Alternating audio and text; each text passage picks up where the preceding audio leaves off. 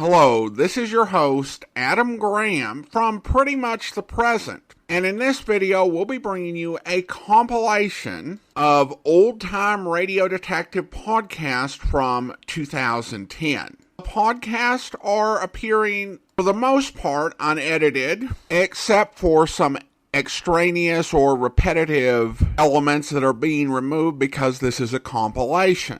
As I said, these are old, so any websites or offers mentioned may not be valid at the time you're listening unless you find them on our website currently. Now, with that said, here is a week of old-time radio detective podcast.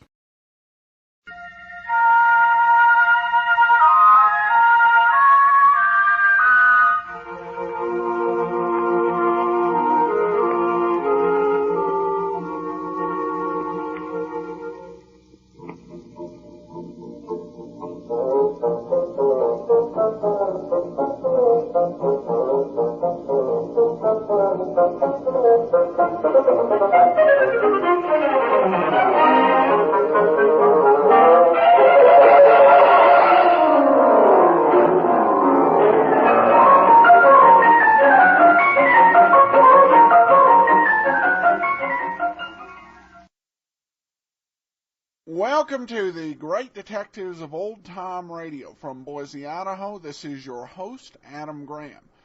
Got a comment?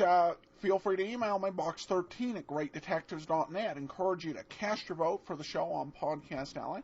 That's over at podcastalley.greatdetectives.net. And you can also become one of our fans on Facebook, facebook.greatdetectives.net. The episode we did a couple weeks ago, Find Me, Find Death, was pretty popular with our listeners. Sonia writes in, "Ooh, this episode was great, one of my favorites." And Beth says, "Adam, your comment at the end of the show cracked me up. I have to agree, that guy was the biggest nut Holiday has ever dealt with." Well, will Dan Holiday's have to hand out a new golden acorn? Well, we'll find out who he gets to deal with in today's episode of Box 13. Before we do get started, I want to let you know a little bit about our sponsor. If you want the flexibility to live your life and do the things that are important to you, you'll like GoToMeeting. With GoToMeeting's conferencing solutions, you can meet virtually with clients and business partners and reduce costs associated with business travel. GoToMeeting is from Citrix, the makers of the trusted GoToMyPC product. Like GoToMyPC, GoToMeeting is simple to use and doesn't require you to learn new technology. Listeners to the Great Detectives of Old Time Radio can try GoToMeeting free for 45 days. For this special offer, visit gotomeeting.com/podcast. That's gotomeeting.com/podcast. Now let's get into today's adventure with Box 13, one of these four.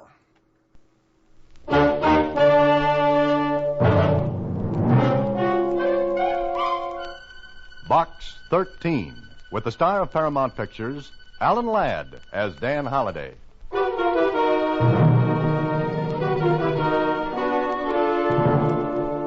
William. Yes, sir, Mr. Mallory? We're ready to leave at a moment's notice, aren't we? Yes, sir. Very well. Please put this in the mail for me. Very well, sir. Oh, you'd better take it ashore and post it there. I'm rather anxious to see who this Box 13 is. The letter I received was short and to the point. Enclosed with it was a plane ticket and another ticket. First class on the biggest luxury liner afloat. And the letter read, "Be at the end of Pier 9 tomorrow night at 8. Please be prompt." That was all. A command, not a request. When I received it, I wondered who'd written it. Well, I found out.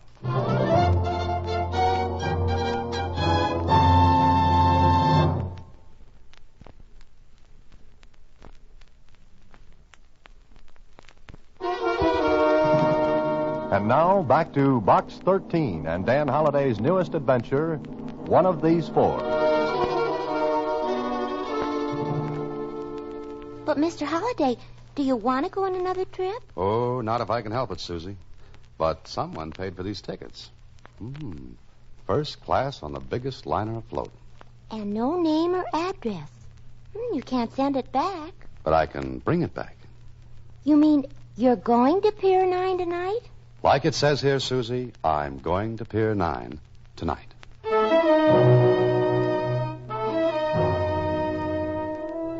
I got to Pier 9 promptly at 8 o'clock. There was no liner there. There was nothing but a cold fog that penetrated to my skin and made me shiver in the dim, hazy light from a half-hearted street lamp a block away. I looked at my watch. It was exactly 8. Are you Mr. Holliday? Yes, I'm Dan Holliday. Do you have the letter that was sent to you? Huh? Who are you? My name is William, sir. I'm a steward. Steward? On what ship? If you'll be so good as to show me the letter, Mr. Holliday, we can talk later, if you please. Okay. Here you are. Very good, sir. If you'll come with me. Where? There's a boat waiting, sir, to take you out to the yacht. Yacht? What yacht? Look, what about this ticket? That will be explained later, Mr. Holliday. Now, will you come with me, sir? He stood there waiting for me to follow him. I wondered whether to or not. Well, I'd advertised for adventures, and who blames whom in a case like this? Then... You coming, sir? I think you've talked me into it. Okay, William. Lead the way.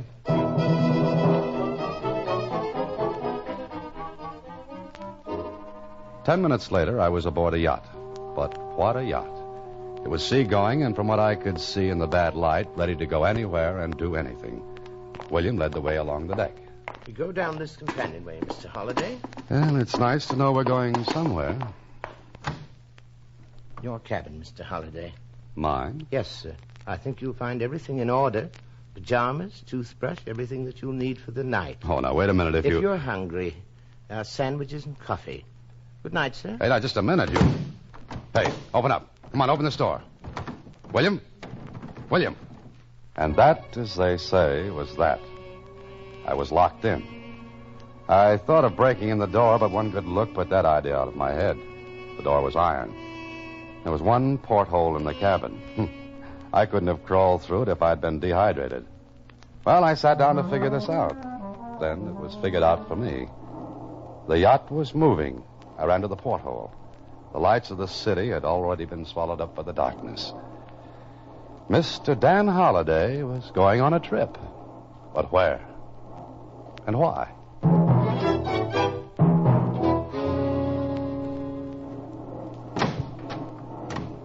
Mr. Holliday. Surprise, funny man. I always hide behind doors that people lock on me. Now talk. My arm, sir. It breaks easily. I'm glad to hear that. Now come on, talk. This will do you no good, Mr. Holliday. We've been underway all night. Maybe you're right. Oh, thank you, sir. I hope you slept well. Oh, sure. Now, what's all this about? Breakfast is being served in the main dining salon, sir. I get great answers to my questions. You'll soon find out, sir. Now, if you please. Go ahead, I'll follow. As you wish, sir. Down this way, Mr. Holliday. I followed him down the passage, then into the dining salon. And there, seated around a table, were 2 men and a woman. They looked up as I entered, and one of the men spoke. Look here. Just what's the big idea? You talking to me? I certainly am. If I may have a word. Go ahead. All 4 of you are in the same position. You mean each of us was kidnapped? No, sir. Invited. Invited my foot. I was locked up in the cabin. So was I. And me, too. Well. And when do we learn why, William? As soon as Mr. Mallory wishes to tell you, sir. Now, breakfast is served. I shall lock the salon door. Well, I'll be... I wonder what the gag is. Oh, if it is a gag. We may as well get acquainted. My name is Holliday, Dan Holliday. I'm Stanley Waring. How do you do? I'm Philip Clayton. Hello. My name's Lansing. Catherine Lansing. Well, so we know as much as we did before. We got to get out of here. Obviously, this is some sort of insane joke. I wonder if it is Waring. Well, what person in his right mind would kidnap 4 people like this? What do you say, Clayton? Well, I don't know. Well, take a look out the porthole. We're obviously far at sea. How well can you swim? Well, maybe we could get to one of the lifeboats. I don't think so. Oh, why not? Something tells me the rest of the crew are like William, the steward. I don't think we'd be able to get to a boat even if we got out of this salon. I guess you're right, Holliday. Well, what do we do? Mr. Waring, I suggest we have breakfast. I think better on a full stomach.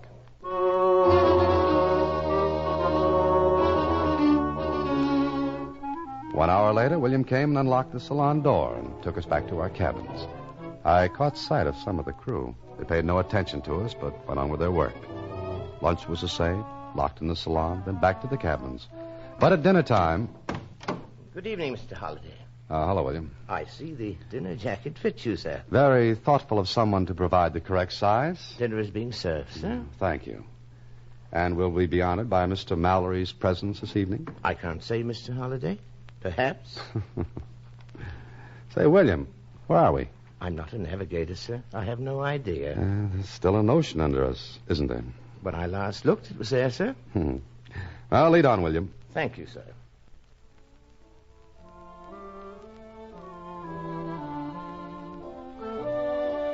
Oh, good evening, Holliday. Hello, Waring. Miss Lansing. Good evening. Say, look, we've got to do something about this. We've got to. What do you suggest, Clayton? Well, I don't know, but we've got to think. What are they going to do with us?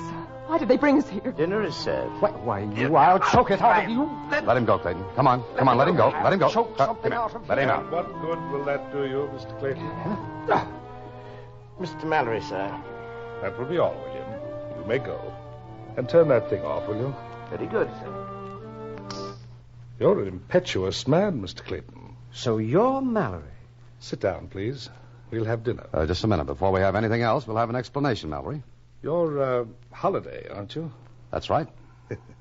Fiction writer, aren't you? What's that got to do with this routine? Please, sit down. Miss Lansing, on my right, please. Mr. Waring, that chair. Mr. Clayton on my left. Mr. Holiday, sit at the other end, facing me. Please, you want an explanation. I promise you'll get one. After dinner. Or would you rather wait another night and another day? I'll sit down. Thank you, Miss Lansing. All right. Yes, the explanation had better be good. Oh, it will be, Mr. Clayton. And, Mr. Holiday, Yes? I'll wager you've never written anything to match it. Well, we sat down. Mr. Mallory enjoyed his dinner. We didn't. I watched him. He was a big man. His huge head was covered with a shock of iron gray hair that matched the mustache under his sharp, thin nose. And he was charming and cultured.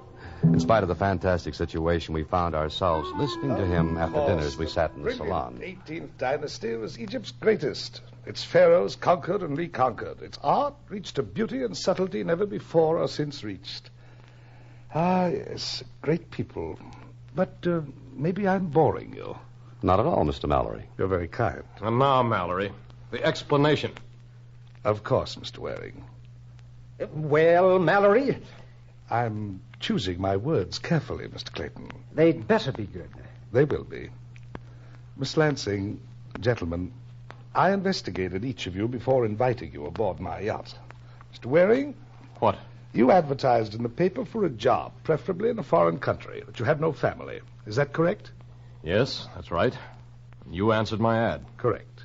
Miss Lansing? Yes? You advertised for a companion position. You, too, have no family. No. And Mr. Clayton, you ran an ad offering your services in any capacity. You're sort of a soldier of fortune. If you want to call it that. I shall. Lastly, Mr. Holliday. Box 13. Adventure wanted. Will go any place, do anything. Yes, that's my ad. Now, does any one of you see a striking similarity? Oh, please, you must have. You mean the prolonged absence of any one of us would go unnoticed? Exactly. All right, you're clever, Mr. Mallory. We'll admit that. You've got us in a spot where you could do anything. Now, would you mind telling us why? Mr. Holliday, you're a fiction writer. Have you ever written a story about a perfect crime? Crime? Don't be alarmed, Miss Lansing. Well, Holliday? No, I've never written one. But there have been perfect crimes, murders in which the killer has never been caught. Yes, I suppose so. Yet suppose someone knows the killer in such a murder. Then it would no longer be perfect. What are you driving at? Just this. One of the four of you is a murderer. What? A murderer? I use the word murderer in the sense that it can be either masculine or feminine. You know that. I do. One of you here is a killer. 12 years ago, a man was killed. A friend of mine. The killer was never caught. I worked on it. I now have proof who that person is. Why didn't you go to the police? 10 years ago, I would have. But now I'm in a position to enjoy myself, to watch the murderers squirm and wriggle. You're insane. What's to prevent us From jumping on me? My crew is well paid, loyal. They've been with me for years. Money is an effective silencer. You're a beast. Perhaps. Look, Mallory. The killer knows you've learned who he is. Or she. I'm not. Perhaps not, Miss Lansing, but you were saying Holiday? The killer knows you know his or her identity. What's to prevent him from killing you? My attorneys in the city have an envelope. In that envelope is the name of the person and all details. If I do not return within a certain time, that envelope will be opened. What's the time limit? Wouldn't you like to know, Mr. Waring? Oh, just a minute. I have a question, Holiday. Yes, I don't think you've finished your explanation. I haven't. Here it is. In 3 days, we will dock at Havana. If by that time the killer's identity is not known to the other 3 of you, I will release all 4 of you. And the killer will go free? Yes. But if we do learn? I'm sure the killer will do all in his or her power to prevent that. How can we find that out? I will give clues. You will have to recognize them. I see. And if the killer realizes he's being trapped? Then he or she may kill to prevent that knowledge from getting out. And, Miss Lansing, gentlemen, I shall not lift a finger to prevent it. Do you think you can get away with this? Why, of course he can. You're very wrong, gentlemen. No one can prove you came aboard this yacht. No one knows. You'll stand by and see 3 people killed? The cleverest will survive. Now, here's your first clue. Are you ready? The Roman god, Janus. Janus? The Roman god? Yes. And now, good night. And may the cleverest among you live to see Havana.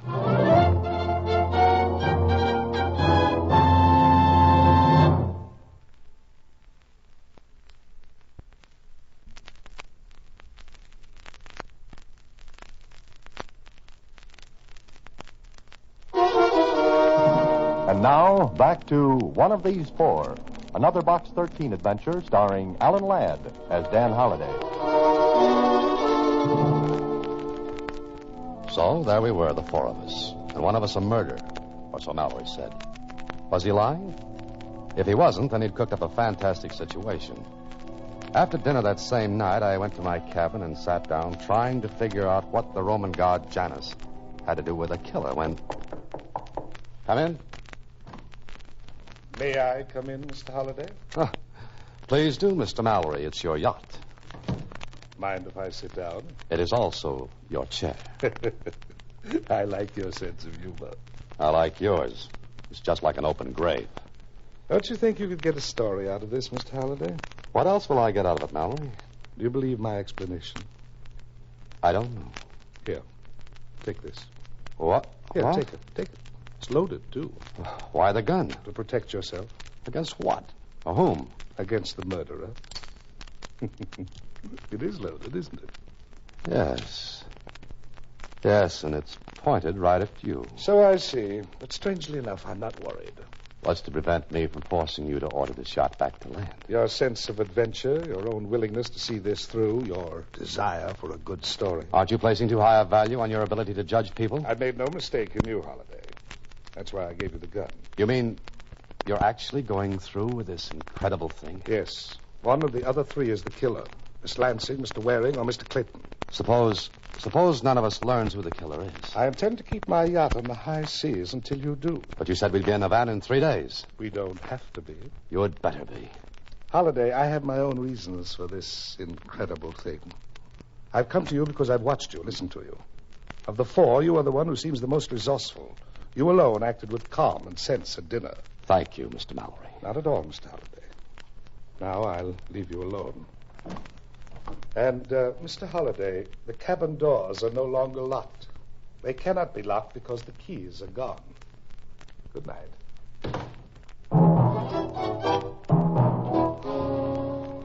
And that was that. Mallory's statement the cabin doors were no longer locked meant that the killer, if there was one, could go and come freely. And whoever it was would be watching, waiting. Oh, Mallory was clever. He was safe because of that envelope with his attorneys. And the rest of us? Well, we'd have to do something to protect ourselves. It was midnight when I got up from the bed. I hadn't undressed. I'd kept my eyes on the door. Then I thought again about Janus. Janus, the Roman god. What kind of a clue was that? Well, I decided to find out. There were books in the main salon. Maybe I could learn something from them. I stepped into the passageway. It was dark. Not a light showing. I groped my way along the passage toward the main salon. I opened the door. Who's that? Mr. Holliday, is that you? Yes, what are you doing in here? Oh, I was afraid. I was in my cabin. I was afraid. I had to get out. It was so small, I felt as though I'd smother. But why did you come in here? I don't know. Why didn't you turn on the lights? Well, I tried to. I couldn't find the switch. Did you see anyone else? No one. You'd better get back to your cabin. No, I can't. I won't go back there. Mr. Mallory said the door couldn't be locked. Oh. Mr. Holliday, I didn't kill anybody. I'm innocent. Please get me off this yacht. In the middle of an ocean? We can get a boat. We've got to. You wouldn't have a chance in the world. Oh, but we'll all be killed. Come on. I'd better get you back to your cabin. Come on. Oh, no, I won't go. I won't go. Now, don't get hysterical. That won't help. Oh, please help. What makes you think I can? You mean you won't help? I didn't say that. Oh, you're the murderer. You're the one. Oh! Be quiet. That's good advice, Miss Lansing. Be quiet. Mallory. The lights will go on in a moment. Turn them on now. I can't. The main switch is off. I had it turned off because... there we are. I turn off the main switch, Mallory. Added protection and... What's the matter? Who's that screaming? Mr. Waring. Did Mr. Clayton come with you? Yes, I'm here. What happened? Well, it seems that Mr. Holliday and Miss Lansing... Holiday? What about it, Waring? What were you doing in here? Yes. What were you doing in here? Perhaps he couldn't sleep. Just a moment. I walked to the bookshelves, hunted for a moment while they all watched. It's still there, Mr. Holliday. What's still there? A book of mythology. Mythology? What are you talking about? Mr. Mallory gave the Roman god Janus as a clue. Now, Janus would appear in a book of mythology. Mm-hmm. Here it is. You're very clever, Mr. Holliday. Would you mind looking in the index for Janus, Janus? I can spell. Here you are. Page 86. Turn to it. There's no page 86. That's right. Someone tore it out of here. Exactly. And that's the only book of mythology on board. It's obvious the killer took it out to prevent the others from finding the clue. In other words, the killer knew that reading that page would give him away. Yes, provided the reader was sufficiently acute. But the killer forgot one thing. Yes, forgot what? He or she is the biggest clue of all. What do you mean by that? I mean, Mr. Waring, that there's something about him or her that gives away the show and ties in with Janus. What is it, Mallory? Find that out and you'll have the person, Mr. Clayton. Look at one another and remember what I said. Good night. Which one of us took that page from the book? He did. Mallory did, deliberately. So he could go on with this preposterous game. I wonder. There was someone in here when I came in. You don't know who it was? No. I left the door open when I came in. I couldn't find the light switch. I think someone slipped out when I came in. And you, Holliday, you were here? Yes, I was. What of it? What do you think? What were you going to do here, Holiday? I came here to... He's turn out the lights again. I don't think that anyone should move. We'd better get back to our cabins. I don't like being in the dark with a killer. The next morning on deck, I saw Waring standing at the aft rail. I stopped because he looked around as though seeing if anyone were near. Then he raised his arm and threw something into the sea. I wondered what it might be. Then he turned quickly and came toward me. Oh, hello, Holiday. Hello, Waring. Nice day, isn't it? I hadn't noticed. Has anything happened? I don't know, has it? What's the matter with you? What did you throw overboard, Waring? Throw overboard? Me? Nothing. Look, Waring. We're all in this together. We've got to cooperate. One of us is a killer. I won't cooperate with anyone. Now, let me get past. All right. All right, go ahead. He left me standing there. I walked toward my cabin, down the passageway, and opened the door. Clayton. Holiday. Well, I thought you were on deck. Well, I'm not. What are you doing in here? Well, I wanted to see you. You can't find me in that drawer. Well, it was open when I came in. It was not? All right, it wasn't. So what? That's my question. What were you looking for? The missing page from that book. Stop lying. Where did you get that gun? What are you going to do now? Please, don't. Get out of here. Go on, get out. I'm going to tell Mallory that you have a gun. Sat down. Things were moving fast. I thought about Catherine Lansing. She'd been in the salon. I thought about Waring, who had thrown something overboard. And what he'd thrown hadn't been paper, so it wasn't the page from the book. And I thought about Clayton searching my cabin. Which of the three was the killer? By now, I believed Mallory's story. Then I remembered something about Janice. And it tied in with what Mallory had said. Tied in with the killer and something I'd seen. I left my cabin and hurried down the passage. I was almost to the end when... Oh!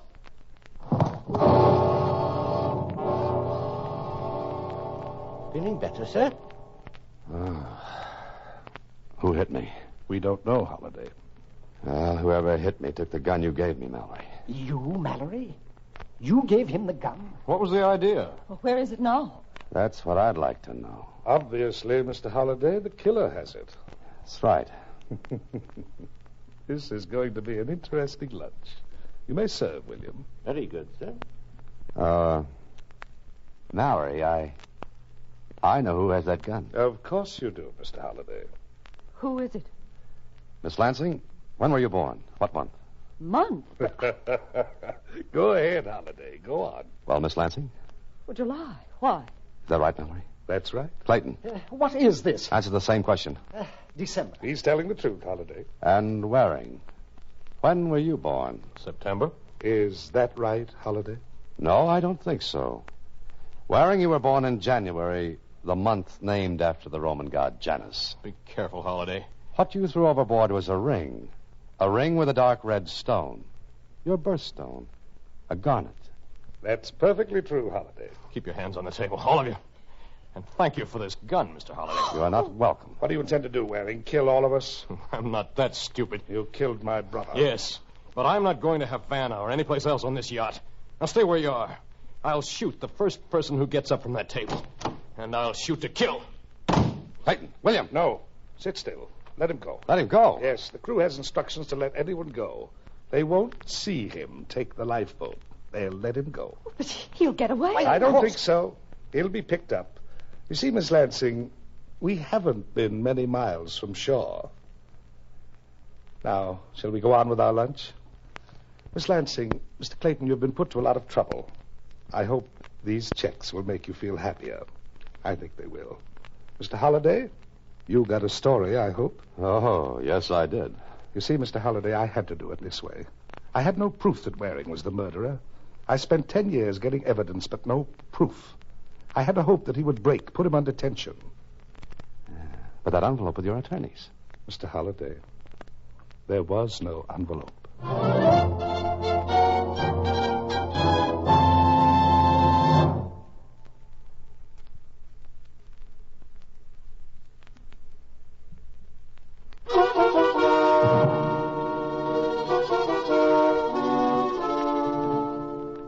They picked up that Waring, huh? Yes. Mallory radioed the police. If he'd kept quiet, no one would have known. Yes, I know. But Mr. Mallory is a very clever man. So are you. Well, thank you, Susie. Oh, say, what about that ticket on the liner? Oh, I never thought about that. Hey, Susie, maybe I can still use it. Oh, here it is. Uh-oh, Mr. Holliday. Huh? What's the matter? Look, the date.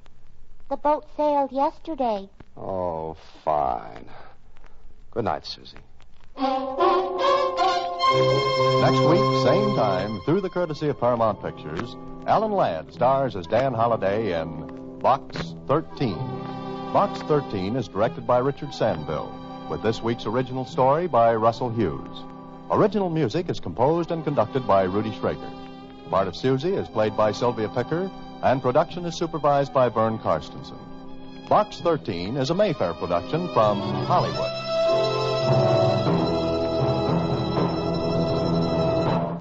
Watch for Alan Ladd in his latest Paramount picture. Welcome back. I think Dan Holliday needs to add an exception to his ad. We'll go anywhere, we'll do anything, except serving as a clay pigeon in rich men's games. Because this is something that's happened to him at least twice. But at least Mallory had a reason for doing it. I have to admit the clue did kind of take me by surprise, because I was sitting there thinking about Janice and the Two-Face thing, and it didn't occur to me just the month of January. And maybe I was overthinking it, but that was a pretty good move. All right, well, we got one more comment, and we're going to wrap it up. All right, we got a comment from Kathleen on Podcast Alley. Hey, don't you think the transition music for Box 13 sounds like the transition music for the Adam West Batman TV show? I can kind of hear a similarity, and it's not obviously exactly the same, but yeah, a little bit similar. And then just, I love the show. Well, thanks so much for listening, Kathleen. Much appreciated. All right, well, before we start today's episode of Jeff Regan, which is actually, the recording is a much higher quality than usual than we've gotten from Jeff Regan, I do want to let you know briefly about our sponsor.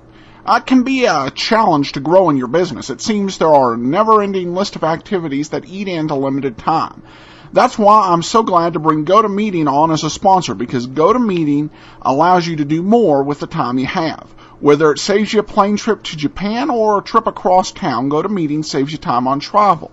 It can also give you greater flexibility in your scheduling. With GoToMeeting, you can have a meeting with clients in Los Angeles and then immediately afterwards be able to connect with vendors in San Diego through the convenience of GoToMeeting web conferencing.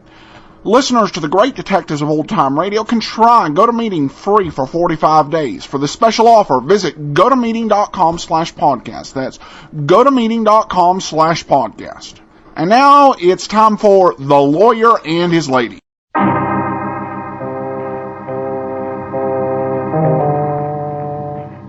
My name's Regan. I get 10 a day in expenses from a detective bureau run by a guy named Anthony J. Lyon. They call me the Lion's Eye. Jack Webb is Jeff Regan, investigator, as CBS offers you hard-boiled action and mystery and thrilling adventure in tonight's story of The Lawyer and the Lady.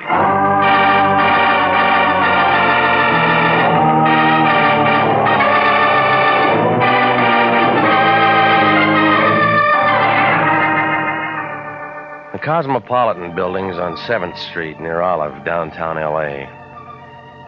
International Detective Bureau's up on the 3rd floor, suite 308. Right across from an elevator that hasn't been inspected since 29, when the guy who built the place took a vacation up at Folsom. I always use the stairs. Well, the plaster's bad, but the rent's cheap, and the Lion says his office is just the kind of place that invites business. He's got a leather chair there, about the shape of a fallen biscuit. That's for him to relax on.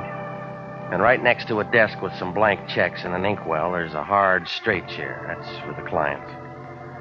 The Lion got mad when our last customer asked if the chair was wired.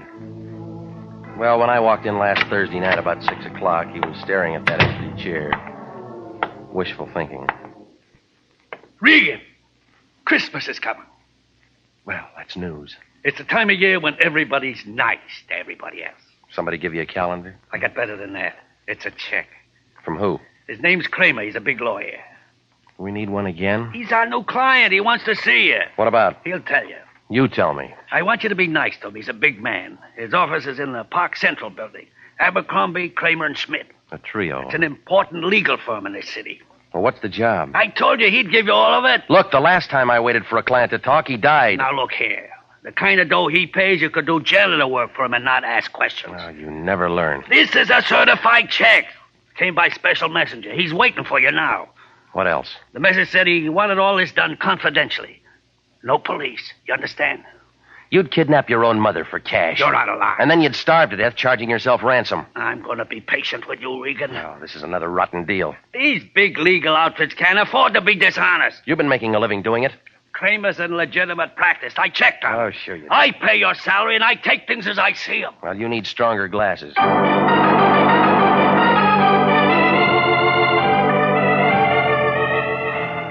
Well, I left him sitting there holding the check up to the light. He had both arms above his head. He reminded me of a two-armed slot machine. I walked the 4 blocks over to the Park Central building, and an elevator operator with a cardboard collar took me up to the 7th floor. Abercrombie, Kramer, and Schmidt had a flock of stables in the back with a fire escape. The names were hung out in silver, and I figured if they were ambulance chasers, they used a motorcycle escort. I opened the door and stepped into a green carpet that needed mowing. Then I heard a noise at the deep end where the trout stream should have been. She had hair the color of smoke. The rest of her spiraled up to match. But she looked unhappy, like a termite in a granite quarry. She glanced at her typewriter, and then up at me. The Remington 1. We've already ordered our Christmas cards. Get them in July. Well, maybe I'm not selling. You should. You're the type. Kramer in? He might be. But he never sends cards. Doesn't believe in Christmas. Well, he sent my office a check. Did he? What office is that? I'm Regan, International Detective Bureau. Stick to greeting cards. Kramer sent for me. Oh? He wants protection, huh? You tell me. Maybe it's something else. Well, let's find out. In a minute. He's busy right now. What's the matter with Abercrombie? He's dead. Schmidt? Wishes he was. Palm Springs with a hangover. Yeah, real nice bunch. How long you worked for him? Too long. My jokes are newer. Well, Benny's making a move. Maybe he'll hire you. I don't like funny men. What do you do when you're not working? All depends on who I'm with. Thought maybe you were antisocial. That's Kramer's. I was ahead of her trying the door, but it was locked from the inside. She fumbled around on the desk and finally brought out a key. Kramer was sitting at his desk holding onto the front of his shoulder. His face was white and he wasn't feeling too good. Fire escape. He got through there. Amy, call Dr. Sorensen. This wouldn't look good in the papers. No police. That's a big order. Well, that's a big hole in his shoulder.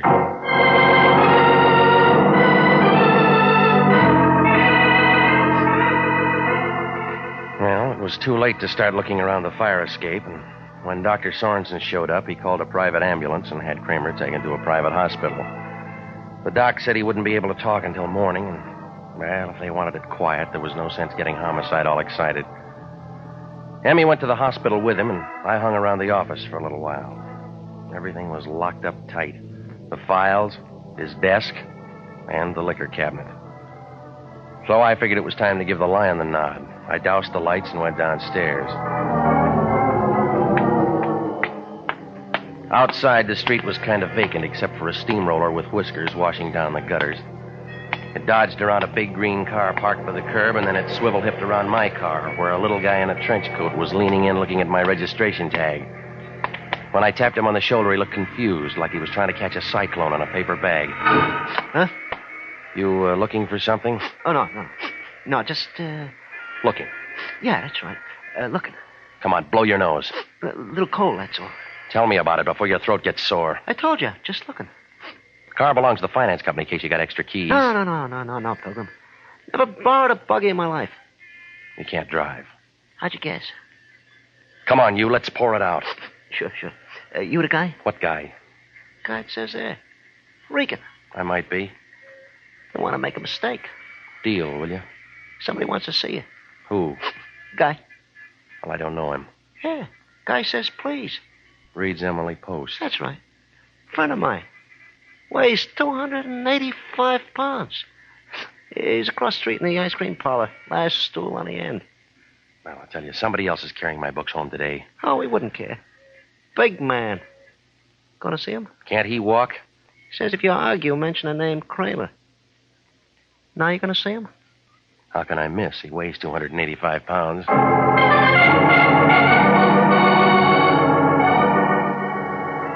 Oh, it didn't figure, but sometimes you look and nothing figures. Kramer had taken one in the shoulder, and before he'd been able to talk, the lights had gone out, and he wound up in a hospital. Well, somebody had an angle, and maybe it was the guy across the street. I found him sitting all alone, About 300 pounds of beard in a plaid coat. He was picking all the strawberries out of his ice cream. Hey, you sent for me? Mm-hmm. Regan? You got it. Have something. Great banana split here. 4 kinds of ice cream. I'm on a diet. Oh, I never worry about things like that. It's a mistake. You only live once. Know me? You got a name? Spec Jameson. You know me now? You got a grudge with Kramer? Yeah. You shot at him from the fire escape. I did? When? Half hour ago? Anybody see me? No. That's good. How'd I do? He got it in the shoulder. He'll live. Up to that point, it could have been me. Well, it's going to make a good story for the police. For anybody. I'm clean as a whistle. You sure you won't have something? Now, look, I got a date, Fatso. Let's fan this out. Oh, sure. How about Kramer? Oh, yeah. Where'd you say he was? Hospital. Oh, yeah. He hire you for protection? Maybe. Regan, you got a lot to learn about life. No, just about living. You catch on quick. To what? Now, you take me, for instance. Your complexion's not so good. It'll improve. Besides, I don't like trouble, Regan. Well, you'll have to get used to it. It's just there's some things a man can't stand. Can't take lying down. Name 3. No, I just want you to understand I know what I'm doing, that's all. And this is what I'm doing. All right, Regan. Back on your feet. Yeah, they serve that ice cream in big dishes, I'll don't give they? you a boost. Here's my hand. Take off the knuckles. Quiet, Regan. There's some more metal in my pocket. I don't need a Geiger counter. I said you were smart. Now get this. It's a clean sweep. You're staying out of it. Suppose I stick around. Then I'll unglue you.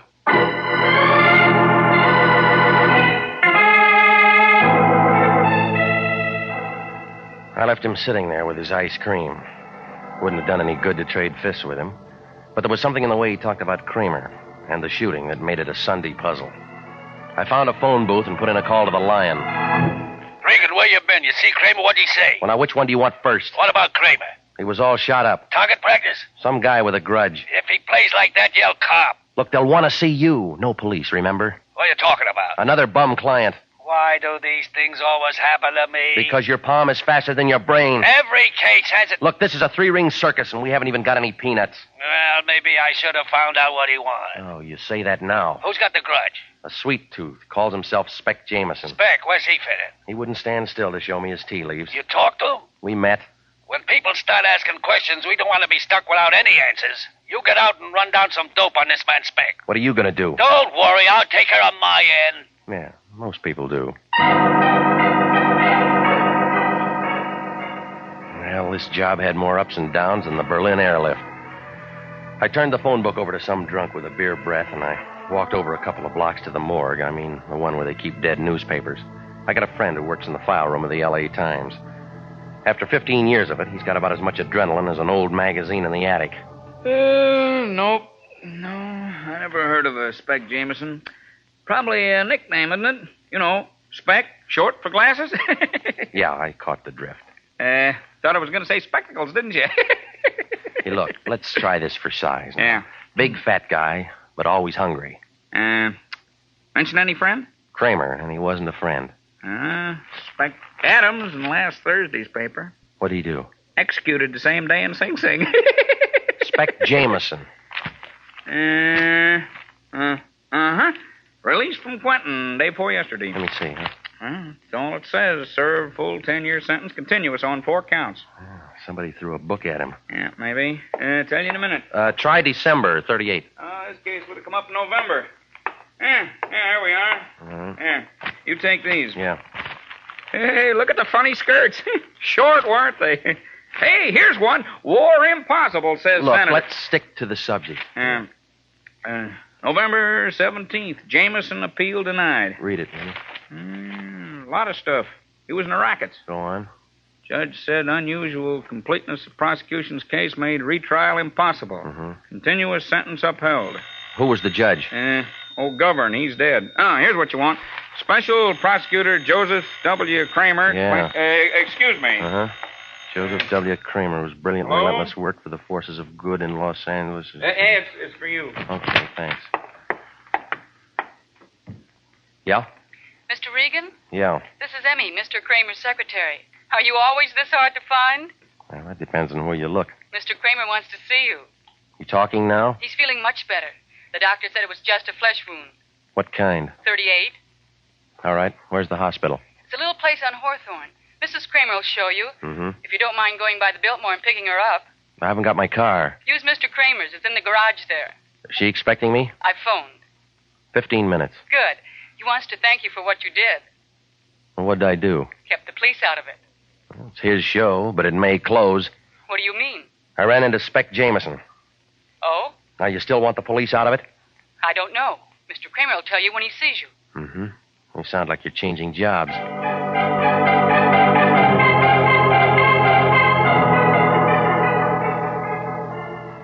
So I went over to the garage and I picked up his car and then I drove to the hotel entrance. While I was arguing with the cab driver, Mrs. Kramer walked out. 45, a little tired around the eyes. She was wearing a white sheet, double bed size, under a mink coat that must have set somebody back $10,000. She didn't look like a wife that Kramer'd have. I hope this isn't inconveniencing you. No, it's not. Are you sure my husband's all right? He's talking, according to Emmy. Emmy.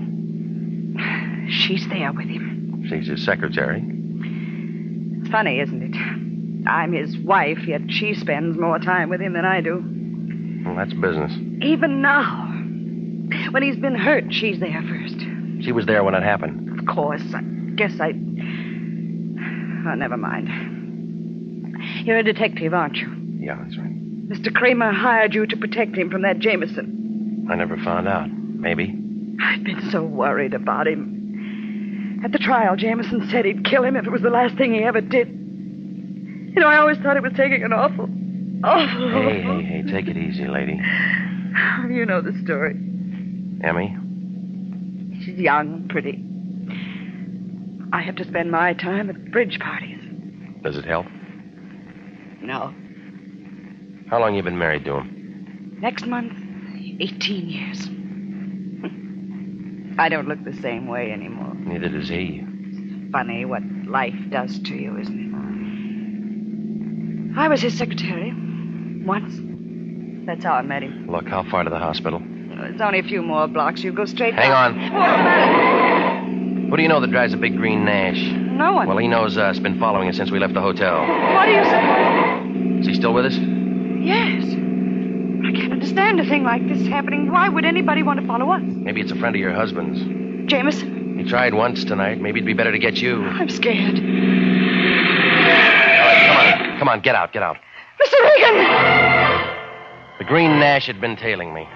I shook it on the last corner. There are lots of them, but it might have been the same one that was parked by my car downtown earlier. Oh, it made no sense, but I wasn't taking any chances. Only before I could get the door open, the Nash came sliding around the other side of the block. I shoved Mrs. Kramer into the floorboards and slid into the room. A lot of glass got broken fast. By the time I could separate my teeth from the clutch pedal, the car had gone. I shook Mrs. Kramer, but she didn't shake. She was dead. You are listening to the story of The Lawyer and the Lady, tonight's adventure with Jeff Regan, investigator.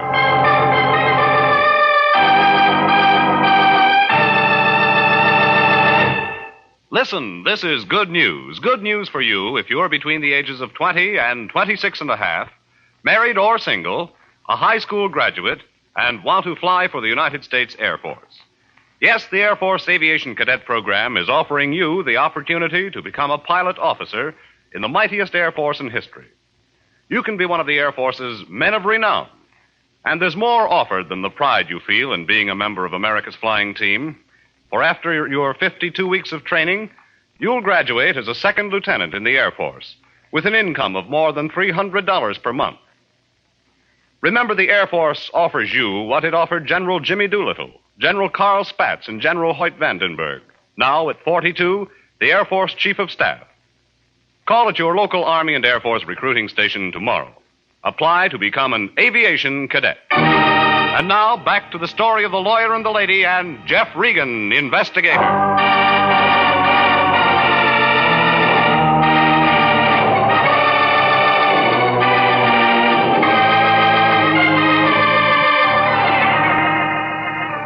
Well, it all made sense, like a Ubangi with a piccolo. It started when the Lyon sent me over to see a lawyer named Kramer. I got there just in time to meet Emmy, his receptionist, and find Kramer with a bullet in his shoulder. The hospital took over, and I left. That's when I ran into Spec Jameson, an ex-con who Kramer put away some 10 years ago. He turned out to have a lot of stomach and a big hate for the lawyer. And then I got a call from Emmy to pick up Mrs. Kramer. I did, and the shots began, and she ended up a candidate for the city morgue. Well, I called homicide, and I sent out some boys to clean up. I gave them what I knew, and I moved on out to see Kramer.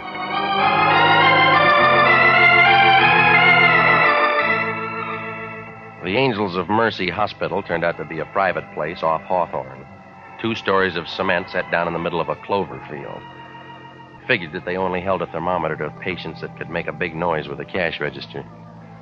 Kramer showed in an upstairs room next to a fire escape. He was climbing into an overcoat. And when he saw me, he looked unhappy, like a pointer with a broken tail. Well, Regan, I'm glad you came to see me. Tell me that later. What do you mean? How's the shoulder? Oh, a little annoying, but it's all right. Well, that figures. Why? It was a neat shot, just enough to raise a little fever. What are you driving at? Give it a chance. It'll sink in. Come on, let's get out of here. All right. Picked up my wife downtown? Yeah. Good. She worries a lot. You know, tell you what, Regan, I'll send a check around in the morning for another 100. That all right? Make it 1,000. What's that for? Insurance against guys like you. Never mind that, Regan. Why didn't you tell the Lyon what you wanted in the first place?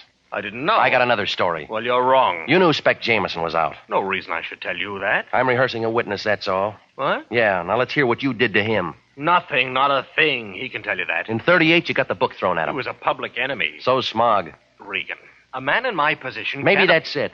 Maybe you're the kind of shyster that build a rap on convictions. I'll grant you it helped, if that's all you want. So he hated you. He made threats. What cooled him off? $10,000. When? After I discovered he meant business, I sent someone with the money. Figured Jameson forget everything for cash. Men of his stripe always will. You made a mistake. Everybody does sometimes. I guess Jameson is still using his gun. Yeah. But my shoulder will mend. Your wife won't. What do you mean? She's dead. No. Homicide will tell you different. I'd better go down to see them. Yeah. That bullet was meant for me. Like you said, everybody makes mistakes.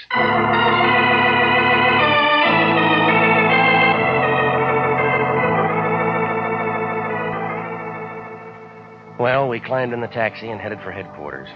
Kramer looked confused. He mumbled a few words about what a good cook his wife had been, and how he'd always tried to protect her from the stuff that he'd done to make a success. He was the kind of guy that always figured it was better to make a deal than face facts. Now he had to face a backfire. Well, there were a couple of newspaper photographers in front of the place. Kramer's shoulders dropped a couple of notches, then he headed for inside. I started in behind him, but an arm stopped me.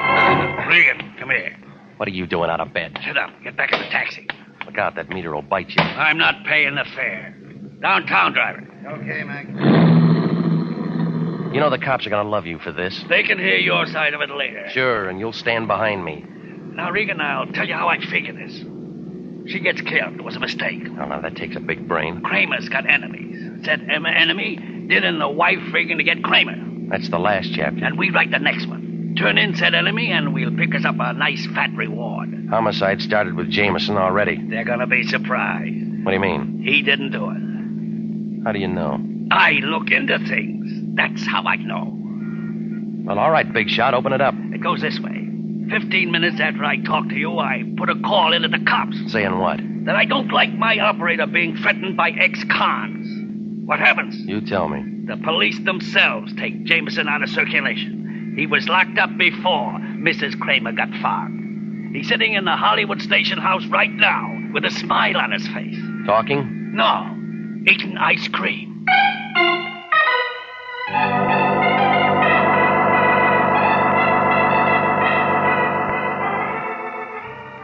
Well, Well, now it really made sense, like a mermaid on a bicycle. If Jameson didn't throw the lead, I had to find out who did.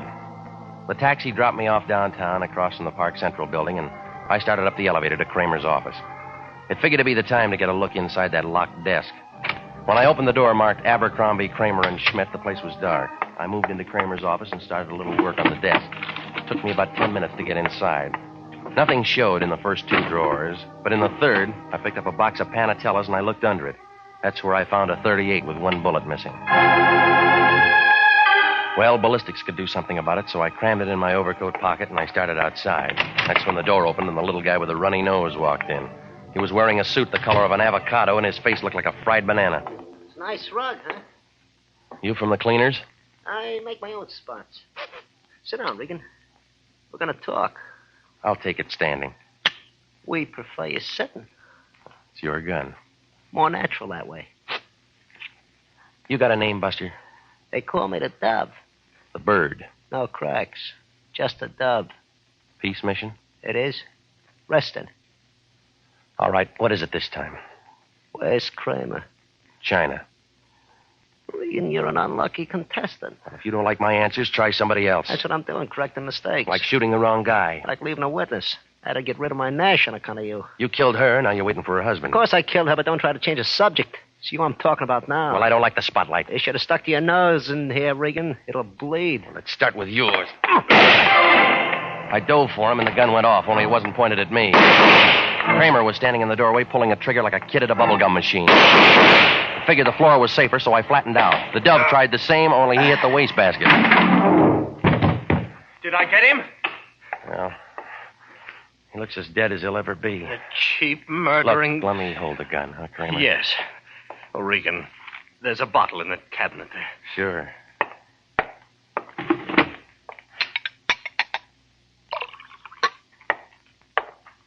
Here you are. Thank you. Now, what are you going to do now? I don't know. Call the police, I guess. I thought you were with them. I came down in their car to get some of my files. On the old Jameson case? Yes. You want to tell me? Oh, it's about as you know. He was a small-time grifter. I gave myself a big name by prosecuting him, built my business and the reputation it gave me. You told the police why he hates you? Oh, yes. I intend to stand trial for killing this man. You're growing up, Kramer. Who was he, anyway? The Dove. No driver's license. Oh, yes, here it is. Dove Duval. Regan, look at this. It's a lot of money. It's $10,000. Same amount of money I sent to Jameson to stay away from me. Looks like the chickens came home to roost, doesn't it? Mm-hmm. Yeah, it does. Well, police are waiting. I'd better go and tell them about this. Go on. You coming? No, I'll meet you there, Kramer. I got a late date.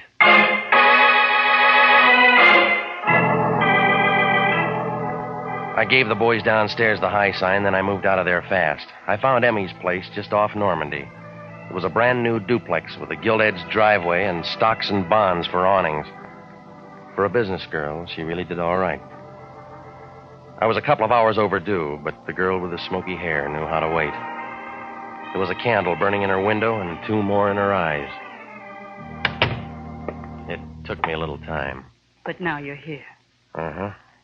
Well, aren't you going to do something about it? Yeah. Talk. Mr. Regan, what's the matter with you? I've been working hard. Oh, is that all? Now, listen, lady. This is just too pat, too neat. The ends tied together like Siamese twins. I'm alone. Yeah, but you don't want to be. Your boss just rubbed out a killer named Dove. What? It was self-defense. I'm a witness, and he'll be out of it inside a week. Well, then what are we bothering about? A guy named Jameson. Nobody will believe him. Why should they? Because they didn't hire the Dove. Who did? You. Oh, Mr. Regan. All right, maybe it was your boss. He primed me with a story about giving Jameson 10 G's. Only one ever saw that dough was the Dove. Well?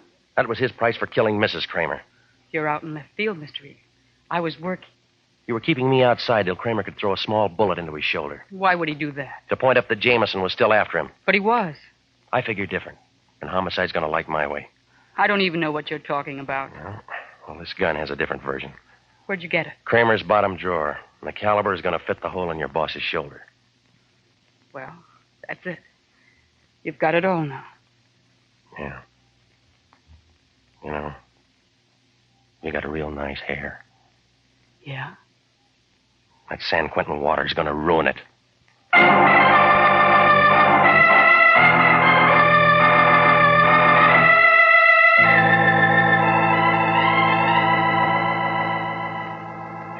Well, the whole thing came apart like a paper hat in a shower bath. Seems that when Jameson got out of prison and threatened Kramer, the lawyer and his secretary figured that it was a good time to get rid of the wife. I suppose she interfered with their skiing or something. Anyway, they hired the Dove to do the job and then got rid of him just so he couldn't ever come to bat for the fall guy, Jameson. Yeah, they had a perfect frame fixed for him, and I was picked to decorate the edges, only it didn't work. Everybody was positive about this one. Kramer knew he was going to win. Emmy knew she was in for a big cut, and the Lion knew he was going to collect a fat fee. They should have all figured it. This is the year for upsets.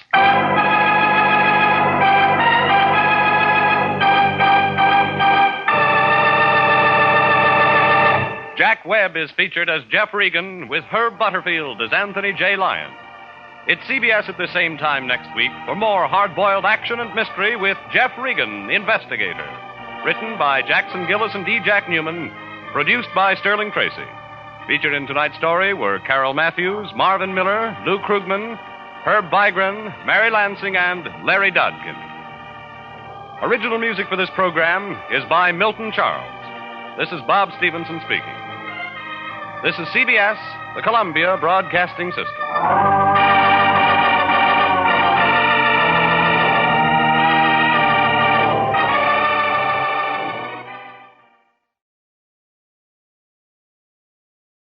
Welcome back. Well, it was nice to hear an ad for the Air Force rather than for the Army nurses, which seemed to have been on a countless list of episodes. This was actually pretty well plotted. There were a few twists. I had kind of an idea of what was going on, and I had Regan sense, too, that this was all resolved too easily.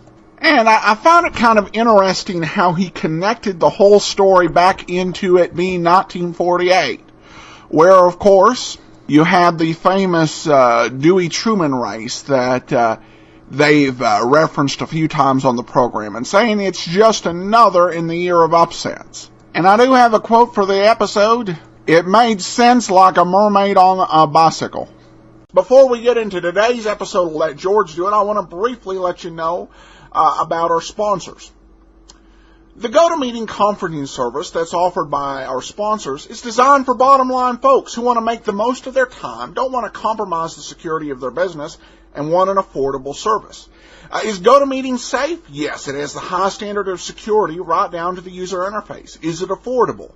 Yes, you get unlimited meetings for $49 a month, and that includes free voice IP and phone conferencing. Will it save you time? Judge for yourself.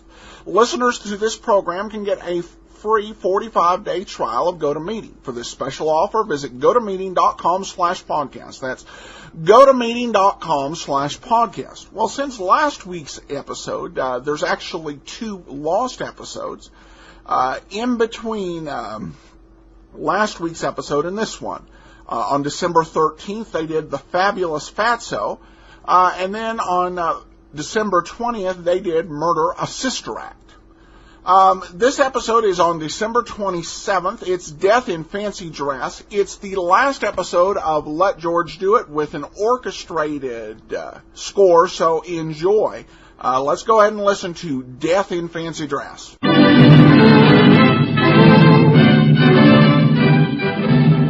Standard of California, on behalf of independent Chevron gas stations and standard stations throughout the West, invites you to Let George Do It.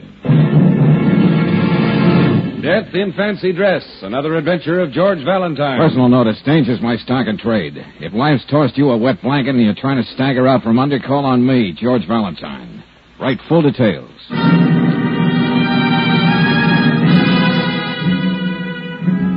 My dear Mr. Valentine, because of a hobby that's dear to my heart and certainly innocent enough, I've received several threats on my life of late.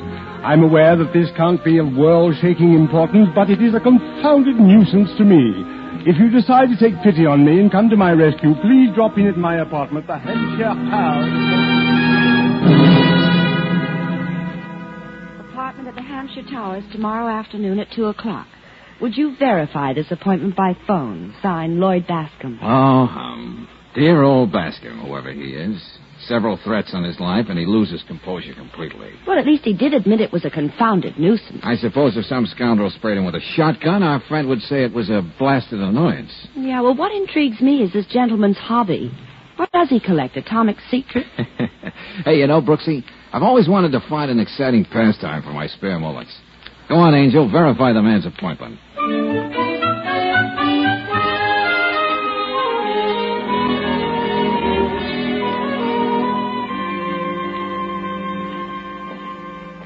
Well, here we are. My trophy room, you might call it. Mr. Bascom, all I see is a lot of junk. Yes. Now, take this particular piece of junk. A broken wine glass. The one with which Lucy Graham plunged her coming-out party into a furor. She practically gouged Tony Warren's eye out with it while she was deep in her cups. Uh-huh. I bought it from the caterers. Now, as you see, I have it all neatly tagged. The occasion, the date, etc. And this 1945 license plate, Mr. Bascom? Oh, yes. The very proper and respected Mrs. Orrington Mackenzie was dragged into court on a hit-and-run charge. That's the plate off her Duesenberg. I bribed her chauffeur to get it. Oh, it was a beautiful scandal. Ah. Well, I can see where this sort of thing wouldn't make you the most popular boy in your set, Bascom. I could not help being born with a silver spoon. But there's nothing to prevent me from reminding my friends of their more scandalous escapades. Now, look here. This lovely lock of red hair. A very lurid story goes with it. If you like, you gentlemen can retire to the smoking parlor. No, this little affair was quite well publicized. Celeste Dupre, the nightclub singer who was accused of the murder of Malcolm Gardner, the broker. She was acquitted. Dear me, I wonder whatever happened to the dear girl. Now, over here... Yeah, well, we get the general idea, Bascom. This is your private wax museum of dead scandals you like to keep alive. Oh, well put, Valentine. I must remember that phrase when I show off my collection at my next party. You mean you deliberately keep bringing up all this? Oh, pardon me. I'll see who's at the door. Huh.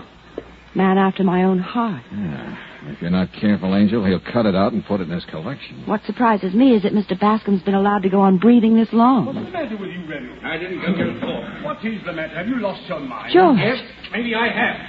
Stop it, Reynolds, you fool. Valentine! You! Come on, boys, break it up. You heard me, Frank. Get off of him. Get out of my way. Now, listen, Buster, don't make me hang you up to dry. I'm a peace-loving man. What else have you got here that belongs to my wife, Bascom? I don't know what you're talking about. Oh, yes, you do. You see, I found those letters you left under the Christmas tree. Very well, you found them. I'm as good as my word. I promised Donna I'd let her have them back as a present. But too bad you had to find them. The package wasn't addressed to you, Reynolds. Never mind that. I burned them without telling her I saw them. That's too bad. Donna must be very distressed at my breach of faith. Now, Reynolds, if you don't mind, I do have company. Oh, don't mind us. I don't know how much Donna paid you for them. Lord knows she's the one with the money. I don't care. But if you have anything else of hers that you can hold over her, I swear I'll break your filthy neck. Just remember that. Oh, dear. See what I mean, Valentine? No. Suppose you draw me a diagram. You've already earned part of your fee when you hauled Reynolds off me. That was on the house, Bascom. What do you mean? I think he means it's no go. If you want protection, you better call out the National Guard. To put it another way, I don't like your idea of fun. I don't like your museum, and I particularly don't like you. Now, wait a minute, Valentine. Let's get going, Brooksy. I don't want to be late for my paper route. Hey, hold it a minute, Angel. What is it, George? Anything wrong, Reynolds? What? Oh, I'm just sitting here trying to calm down. I had a few drinks before, and... Yeah, you're looking pretty bad shape. Hey, let me have the wheel. I'll take you home. Hop in the back, Brooksy.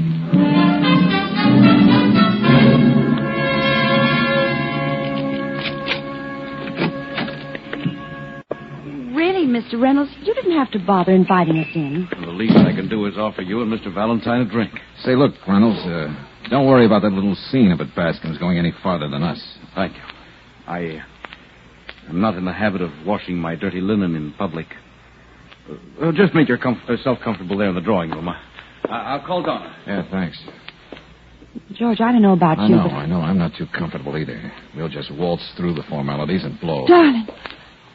Over there. Huh? Look. Yeah. Come to think of it, Valentine, Donna said... Hey, wait a minute, Reynolds. Could we go across to that room for a minute? Huh? Why? What's the matter with you two, anyway? Why are you standing there like that? I just think it's better that you don't come in here right now. What are you talking about? What happened? Please, Mr. Reynolds. Get out of my way. Let me in here. Donna. Take it easy, Reynolds. Don't. But she's dead. Dead? Here, you better sit down. Oh. Bascom drove her to this. Might just as well have pulled the trigger himself. I felt like killing you before, now I will. You can't do that. Let go of me, you... How can you look at her lying there and say that? Let go of me! Somehow Bascom will get what's coming to him. Not Bascom. He never does anything he has to pay for. The law can't punish him. That's why I've got to do this myself. Sorry, Reynolds. I got to hold you right here till you pull yourself together. Brooksy, call Lieutenant Riley.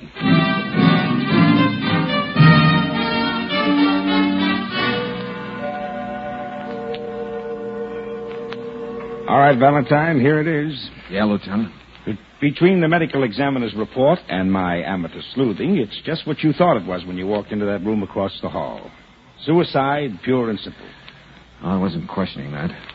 What? Then what were you questioning? Why did you drag me into the case? Just for old lang syne? Oh, well, it just seemed a good idea at the time. It isn't easy, Lieutenant, to know that a man has driven a woman to suicide and not try to do something about him. Okay, Valentine. I know your heart's in the right place, but look, chum boy, why don't you grow up? There's a lot of slimy characters in this world. But, Lieutenant Riley, we know Bascom was blackmailing Mrs. Reynolds. Oh, do we? All I know is she wrote him some silly letters and he was gallant enough to return them to her as a Christmas present. If anything, that makes him out just Ginger Peach. You know, I'd give a lot to get something on that guy. Go to it, chum boy. Go to it. But remember, keep it legal.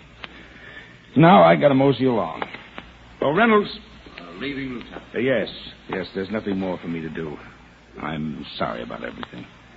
Well, so long, Valentine, and good luck. So long.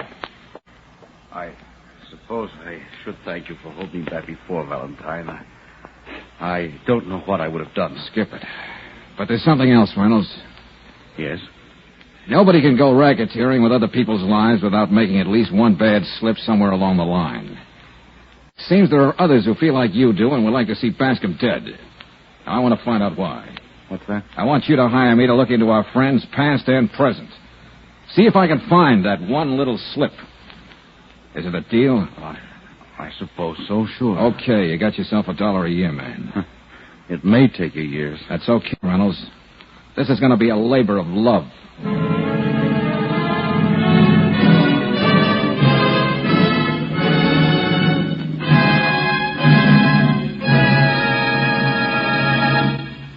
We'll return to tonight's adventure of George Valentine in just a moment. Meanwhile, a word from a wise motorist. Can you imagine driving around the world not once, but 4 times without an engine repair? Well, in actual mileage, one man has driven even farther than that on compounded RPM motor oil and without an engine repair. His name is George M. Hollingsworth, an insurance agent in Bakersfield, California. Here's what Mr. Hollingsworth said. Quote, "One of my cars has gone 123,000 miles on RPM without engine repairs," unquote. And lots of Western motorists have told us they've driven 7 and 8 years on RPM without engine repairs. Thousands of others have learned that RPM pays its own way many times over. For RPM is compounded to stop carbon trouble, to guard engine hot spots left bare and exposed to wear by ordinary motor oils, and to keep the whole engine system cleaner. Try RPM motor oil tomorrow. Get it at any standard station or any independent Chevron gas station where they say and mean, "We'll take better care of your car."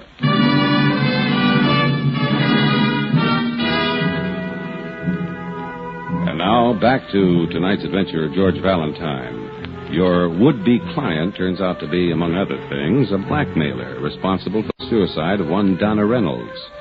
So in a complete reversal, you find yourself pitted against the gentleman, determined to find just one slip-up somewhere in his checkered career. If you're like George Valentine, you're as patient as a terrier watching a gopher hole. But you get nowhere, except to Lieutenant Riley's office down at headquarters, where you've been rudely summoned. I think you know this gentleman, Valentine. I wouldn't admit it to anybody but you, Lieutenant. Hiya, Bascom. How are you enjoying your incursion into my life? I've had pleasanter assignments. What do you want with me, Riley? Well, as you know, we're a close little family down here at headquarters. You better give me the next line. I've forgotten my cue. Sergeant Olson downstairs told me that this gentleman would like to swear out a warrant against you. Oh. So I thought we'd better talk it over first. Now, Mr. Bascom... You're doing very well, Lieutenant. Go ahead. Yes.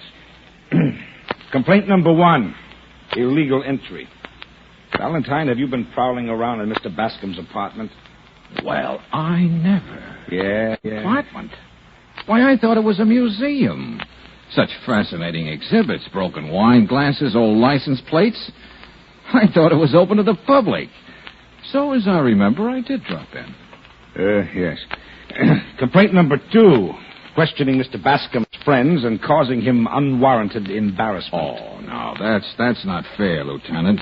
Sure, I talked to a lot of people who knew this, gentleman, but not one of them would admit to being his friend. Come now, Valentine. Let's not have a battle of wits. You're so unequipped. Touche, Mr. Bascom, touche. Cliché, Mr. Valentine, cliché. What the devil's going on here? In 2 words of 2 syllables, Lieutenant. If he doesn't stop bothering me, I shall expect that warrant to be served. I think that will be all. Good day. Lieutenant. Did you get that? Can you tie that monkey? Now, look here, Valentine. We've broken bread together. Mrs. Riley likes you, well, like a son. Yeah, and I think of her every time I hear an Irish tenor. I told you to keep it legal when it comes to Bascom. He and the commissioner have mutual friends. I gotta find a lead. There's gotta be one. Well, why do you keep saying that? Just because of some letters between him and the late Mrs. Reynolds, this drawing room character suddenly becomes Jack the Ripper. What have you found, anyway? Oh, nothing much, Lieutenant, nothing much. We checked most of the people on those tags in his collection. They all hate his guts but won't say anything. Okay, but remember, pal, I warned you. Hello, Lieutenant. May I come in? Oh, Brooks. Sure. You told me to meet you downstairs. Yeah, I know. Sometimes I'm just an old chatterbox. What'd you find out, Angel? Well, the last anybody heard of Celeste Dupre was 2 years ago. She was working in Jake Swansea's cocktail bar out on Fulton Boulevard. Celeste Dupre, how's she mixed up in this? One of her beautiful Titian lots is in Bascom's collection of mementos. Remember, she was accused of murder once? I was going to stop by at Swansea's new club. I thought I'd better talk to you first, darling. Good girl, Brooksy, good girl. We'll go over and have a talk with Jake right now.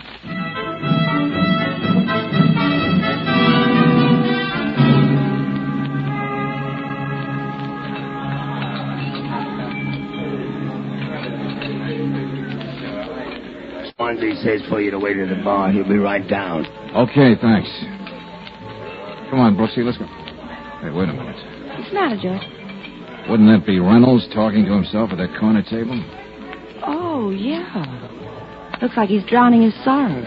Coming up for the last time. Better see if I can get him out of here.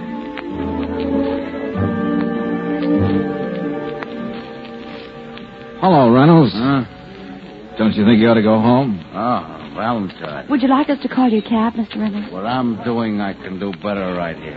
Thank you, Miss Brooks. Now, you know, getting crocked isn't going to help anything, Reynolds. Tell me something, Valentine. Did you get anything on Bascom?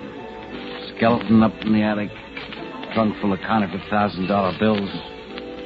When do I come to his trial? Okay, Reynolds, you win. But take it easy, will you? Hey, is Swansea waving over here at me or you? Oh, I think that's our cue, Mr. Reynolds.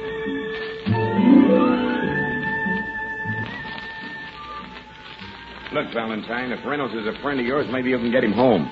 He's been here like that every day. Oh, he'll snap out of it. Look, Swansea, maybe you can help me. Sure, sit down. Can I get you anything, Miss Brooks? No, thanks.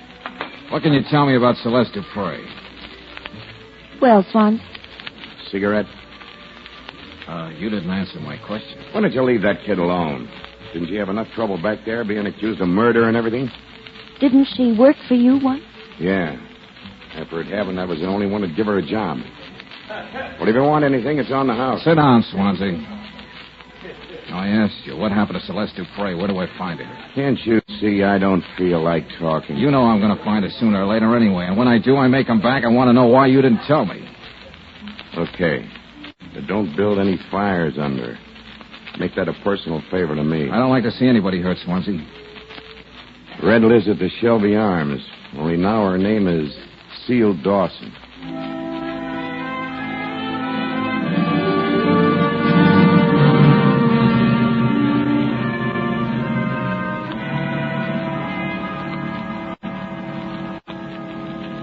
Police?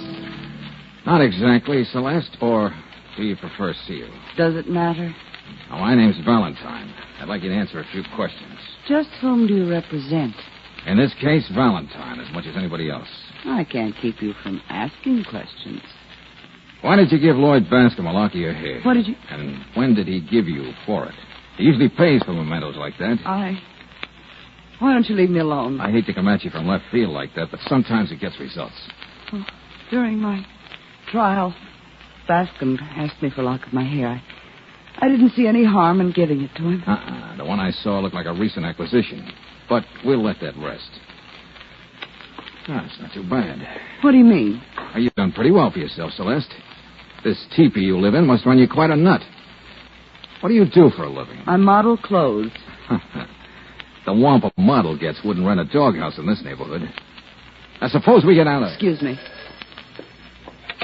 Hello? Yes. Yeah, that's right. I didn't expect you to call. Oh, you should. Take your hand off the phone. Say what I tell you, Celeste, and I'm not fooling. Valentine just left. Go on. Valentine just left. What's that? Tell him you want to see him. Get right over here because it's important. No, nothing's wrong. But I wish you'd come over. Yes, very important. Goodbye. I believe you would have hit me if I didn't play parrot for you. Could be, Red, could be. I'm not on my best behavior these days. You don't know who that was. Could have been my cousin from 29 Palms. However it was, Celeste, I'll be waiting downstairs in front of the house to greet him.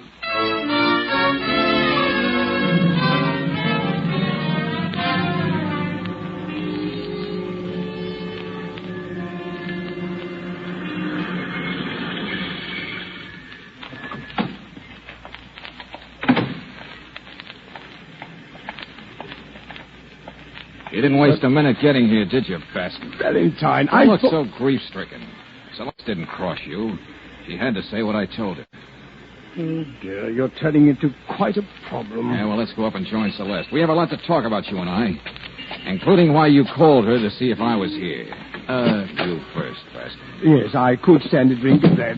As I recall, when we first met, you were wondering what became of Celeste Dupre. Oh, that. Well, there you are, Bascom. Hey, Reynolds. I was waiting for you. I'm going to kill you. Hey. Don't drop it, Reynolds. Stop that. Let go of me. You're getting away. I followed him here. Did you let... One of those bullets nearly had my name on it. You're hurt? I didn't expect you. Come on, it's just a scratch. Now, let's get out of here. Cops will be flocking around here any minute. Yes. I'll talk to you later.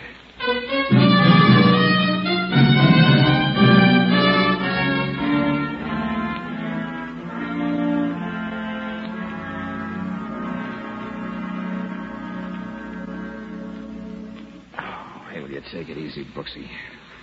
All the pieces of the puzzle are there, but it's still a puzzle. All right, but hold your arm still. Bascom is in the middle of something big. It may be genteel, but it's against the law. Now, what could it be? Do you think that... Ouch! Hey, look, Angel, stop fussing, will you? It's only a scratch. Well, it could have been more than that. Darling, why don't you let this thing ride? Somebody's going to make a little hole in you yet. Anyway, Reynolds isn't going to rest till he gets Bascom, and there's nothing you can do about it. Think of him, hiding there in the lobby, waiting. If only... Sure, that's it. Just like that. Wham, zowie. Are you off on another tizzy? What is it now? Go on, Brooksy, beat it. Take a walk for yourself. Buy yourself some saltwater taffy. Will you get off the banter wagon and tell me what this is all about? If you want to find out, meet me at Lieutenant Riley's in about an hour, and I'll go on. Oh, all right. but I don't like taffy. Do you mind if I make it cough drops for this cold? Cough drops. Oh, Brooksy, baby, you put your finger right on it. Oh, God. Hey, operator. Let me have the phone number of Jake Swansea's Club 18.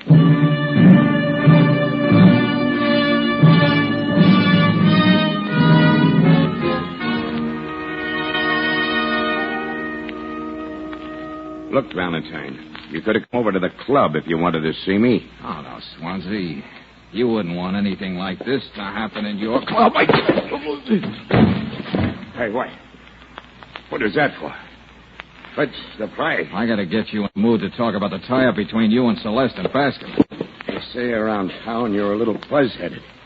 And I never believed it before. Come on, out of your talk, or do we have ourselves a game of ping pong first? I don't mind playing. You want to good man, Jake. You keep him up there. I know. What about it, Swansea? What about it? Smart guy, huh? I'll put my knee right through you if you don't open up. All right. Okay. Just lay there. Catch your breath. What do you want to ask me? First, I'm going to tell you. Yeah? What? You're not just mixed up in blackmail, Buster. There's murder involved. Go on. You know about it, and you profit by it. That's being an accessory after the fact. They lock you away for that. Yeah. I see what you mean, Valentine. Okay, now you're being bright. If you play it smart, maybe they'll go easy on you. You win. I guess this calls for a drink. Yes, Swansea. And a little trip down to headquarters.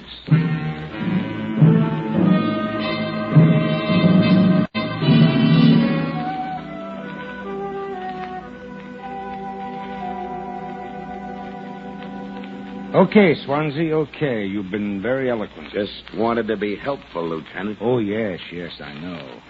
Well, now you can join Miss Dupre in the other office.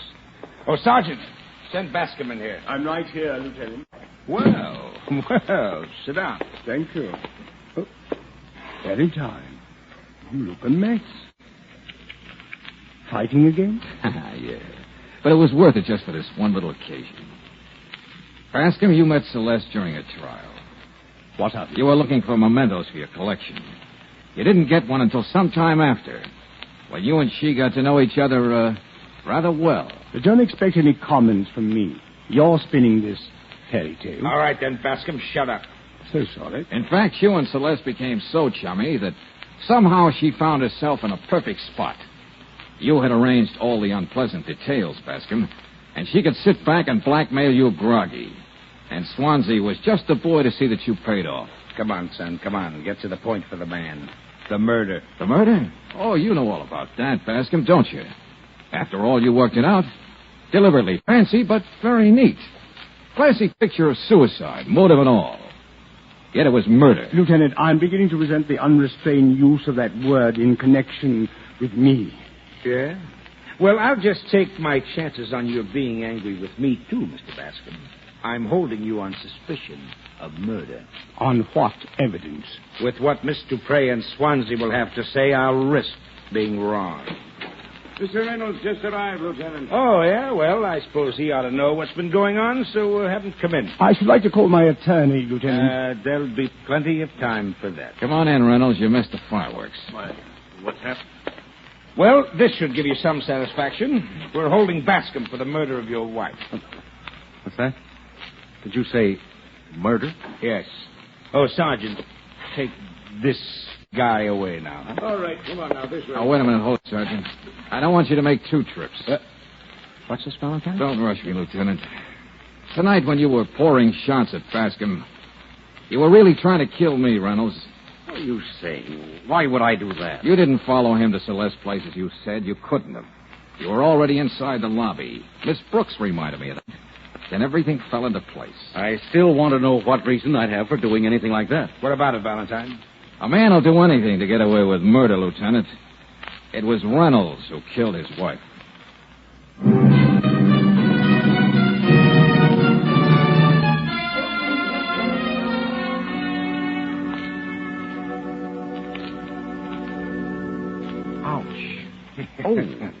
Oh, will you stop it, Brooks? Oh, be still. You're just a big baby. It doesn't nothing but a little iodine. Oh, little iodine. Lieutenant, do something. She's tortured. Oh, you'll live, chum boy. Fine thing. I fix your arm and you have to go and get into a fight. I guess people never will learn. I mean about murder. If they want to kill, why don't they just bash somebody over the head without being fancy? What a fine way for a lieutenant to talk. Oh, they'll get caught, sure. But think of all the trouble they'd save. Oh, but don't forget the creative touch, Lieutenant. Means a lot to a man like Bascom. Think of the setup. Months back, he introduces his charming pal Reynolds to the wealthy Donna. She marries Reynolds, all according to the plan. Ouch! Oh, quiet, Junior. Then it's all a build-up to our entrance, Angel. We were there to witness the clash between the aggrieved husband and the supposed blackmailer. And all the time the poor woman was lying home dead. No threats on Bascom's life, no letters for Reynolds to burn, no blackmail, no nothing. Just a plain, unsimple murder. Reynolds gets the money from the estate, divides it with Bascom, then Swansea and the girl get their cut from him. That's it, Lieutenant. Don't tell me you're through, Brooksy. Yes, Sissy. I can see that when little George falls off his scooter, I'll have to render first aid. What's that, little George? And when his baby sister tumbles out of her high chair, I'll have to... Oh, George Valentine, sometimes you get me so mad I could... Oh, Brooksy. Oh, what? That's no way to talk to the father of two children.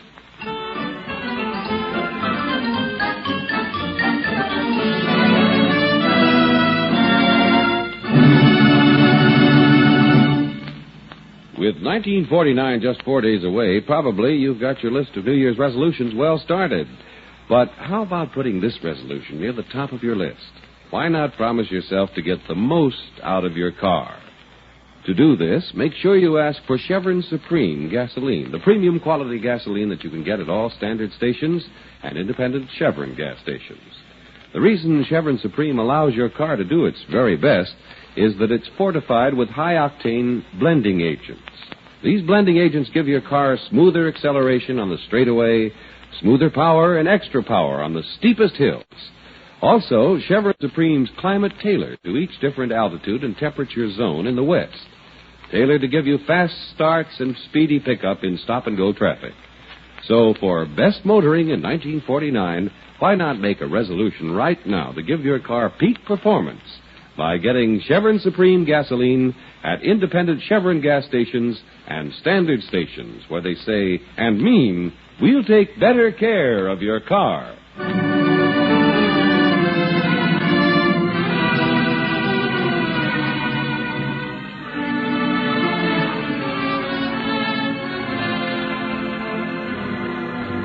Next Monday night, a new case for George, murder and one to go.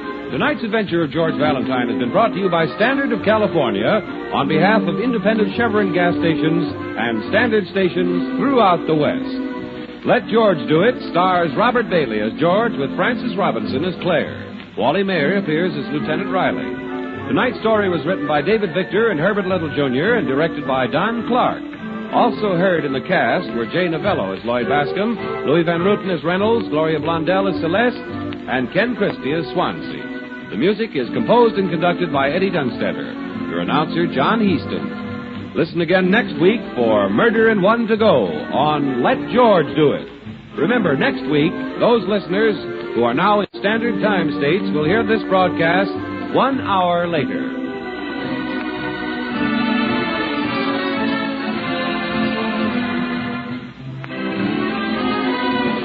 This is the Mutual Don Lee Broadcasting System.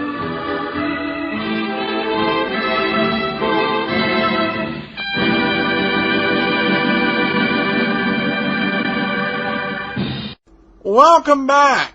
Well, this was a very intriguing mystery. I did not guess the end, and I have to say I was very surprised by the payoff. The nice little curveball in the end with the husband being the one who actually committed the murder. But it made sense. I figured somebody had tipped the husband because there's no way he would have gotten there. I think he may have been faking the being drunk thing too.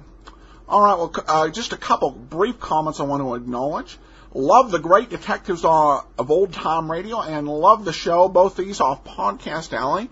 Well, thank you so much for your support. And I encourage you, if you haven't already, to please cast your vote. Comments are appreciated but not required. Well, I reviewed another detective show for consideration for one of these years, going ahead and playing it on the show, and I've made a decision. We'll talk about that after the show. But before we get into today's episode of Sherlock Holmes, I want to let you know about our sponsors. If you like the flexibility to live your life and do the things that are important to you, you'll like GoToMeeting. With GoToMeeting's conferencing solutions, you can meet virtually with clients and business partners and reduce the cost associated with doing business. GoToMeeting is from Citrix, the makers of the trusted GoToMyPC product. Like GoToMyPC, it's simple to use and doesn't require you to learn new technology.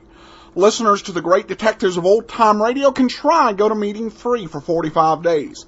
For this special offer, visit gotomeeting.com/podcast. That's gotomeeting.com/podcast. Now, as promised by Dr. Watson, it's the sequel to A Scandal in Bohemia, The Second Generation. This episode from the life of Sherlock Holmes will be transmitted to our men and women overseas by shortwave and through the worldwide facilities of the Armed Forces Radio Service. Petri Wine brings you Basil Rathbone and Nigel Bruce and the new adventures of Sherlock Holmes.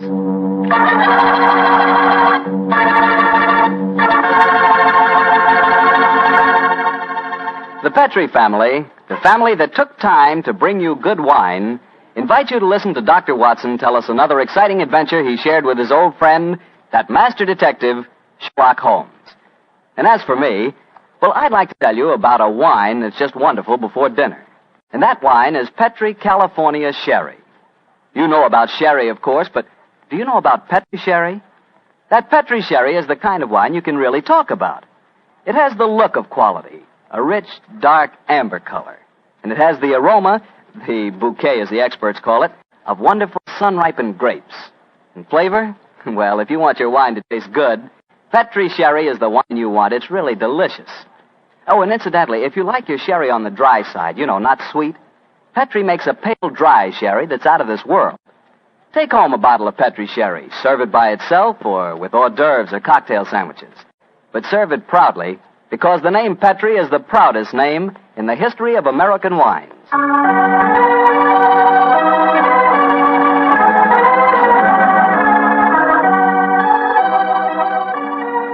And now for our weekly visit with the good Dr. Watson. I'm sure he's expecting us.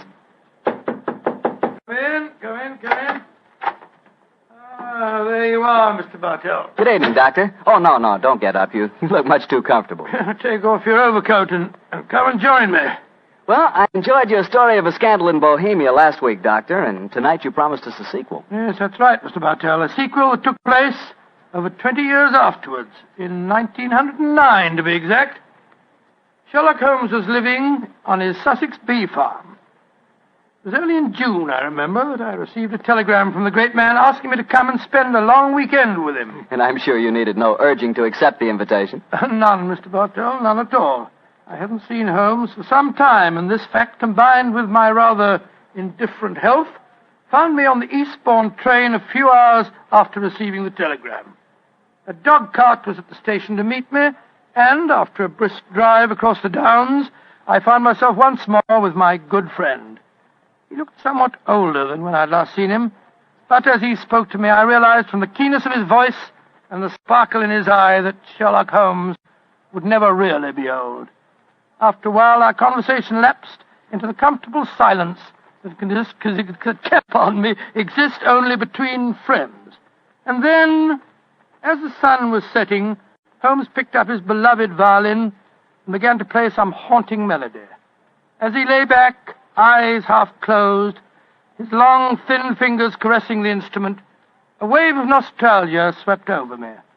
I thought of the many years that we'd spent together, and of the exciting adventures that we had shared during the old days in Baker Street.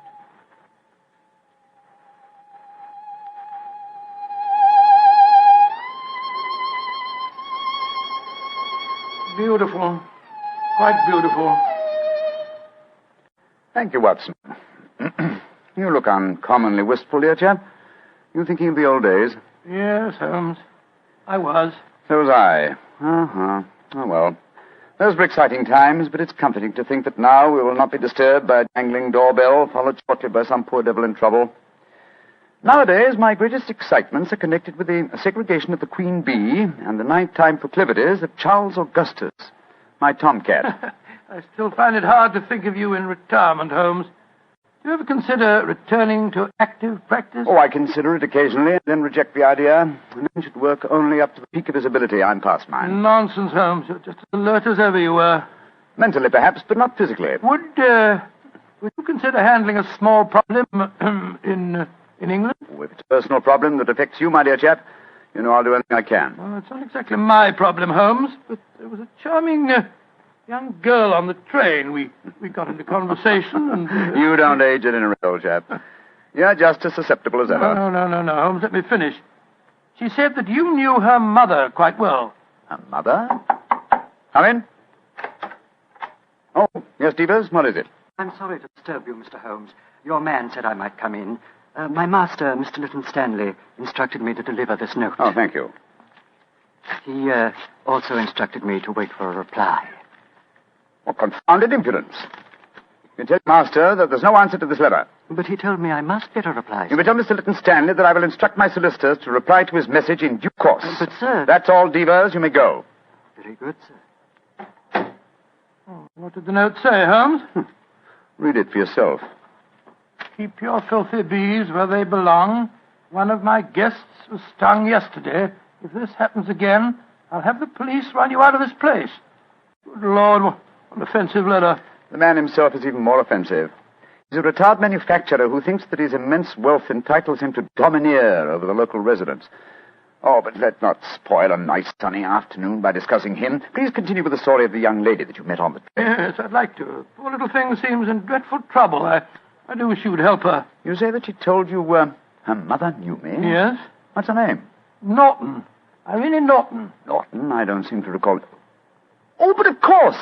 Where is the girl, Watson? She's staying at the Red Lion in the village. Then ring her on the telephone and ask her to come over here as fast as she can. Of course I'll help her. I'm delighted, Holmes, but what made you change your mind so suddenly? Your memory so short that you can't remember Irene Adler? Surely you haven't forgotten that in the case you called a scandal in Bohemia, I was completely fooled by her? Why, Joe, yes, of course. You always refer to her as the woman.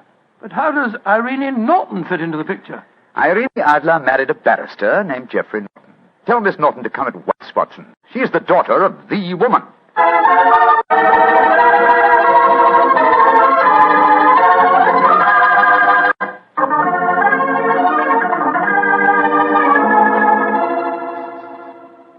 Mr. Holmes, I've heard so much about you from Mother.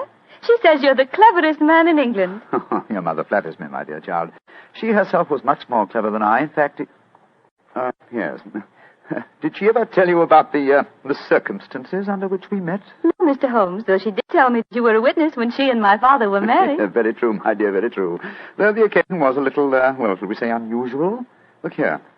This golden sovereign I wear on my watch chain is a memento of that day. I also have a charming photograph of your mother. You must have known her quite well. How about telling Mr. Holmes about your troubles, my dear? Yes. Reminiscences are charming, but they can wait until we've dealt with your problems. Mr. Holmes, I'm being blackmailed. Oh, I'm sorry to hear it. By whom? By a neighbor of yours, Mr. Lytton Stanley. Do you know him? Oh, yes, indeed I do. As a matter of fact, Mr. Holmes received a most offensive note from the gentleman less than an hour ago. What hold does Mr. Stanley have over you, my dear? He has some letters, some rather indiscreet letters of mine that I wrote to a friend of his last year. How did he obtain these letters, Miss Norton? He must have stolen them. I don't know how, but when I was staying at his house a few weeks ago, he told me that he had them and asked £5,000 for their return. Oh, gracious me. And why should he consider your letters, even indiscreet letters, worth so large a sum? I'm engaged to be married to Lord Weston's son. That awful man, Lytton Stanley, knows that if my fiancé saw the letters, the marriage would never take place. They must be extremely compromising. Oh, they aren't, really. But I was much younger when I wrote them. In fact, I was only 17, and I'm afraid they could easily be misconstrued. Have you told your mother? Oh, no, she'd never understand. She might surprise you on that score, I think. How about your father? Daddy's a barrister. You can imagine how straight-laced he'd be about the whole thing. That's why I came to you, Mr. Holmes. Oh, I see. You feel that I am not so, well, shall we say, straight-laced? Of course you aren't. Mother's told me about you, and in any case, I've read Dr. Watson's stories. Watson, my dear fellow, your stories will land me in serious trouble one of these days. What are you suggesting Mr. Holmes can do for you, Miss Norton? Get the letters back for me. But how?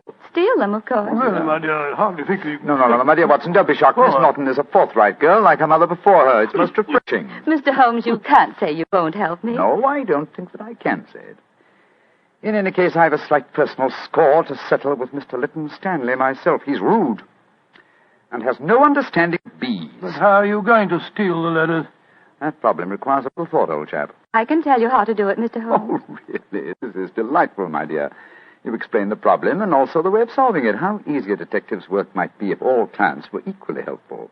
Tell me, what is your plan? Tomorrow is the servant's half-day off at Mr. Lytton Stanley's. He'll be alone there during the afternoon. How do you know that fact? My maid was keeping company, as they say, with Divas, the butler, when I was staying there a few weeks ago. She found out everything from him. My letters are kept in a filigree box in his desk. With your enterprise, my dear, I'm surprised that you didn't try and open the desk yourself. I did. But it's very sturdy and has a combination lock. Oh. However, I'm sure that you and Dr. Watson can think of some way of getting the letters, particularly if Mr. Lytton Stanley's alone in the house. We shall do our best, Miss Norton. Promise me one thing, though, both of you. Oh, what's that? Don't read the letters, will you? I'm really rather ashamed of writing them. Oh, of course we won't, my dear child. You're both so sweet to me. How can I thank you? Thanks would be a little premature, but you could do us a favor. Of course. What is it? Your mother had a beautiful voice, I recall. I wonder if you inherit her talent. I do sing, though I've never done so professionally, like Mother. And I've never played the violin professionally, but perhaps between us we could give Watson a little concert. That's a delightful idea. We can't do anything until tomorrow anyway. What would you like to sing? Songs my mother taught me. Really remarkably appropriate. In the days long vanished, seldom from her. Charming. Tonight, music, and tomorrow, a touch of daylight robbery.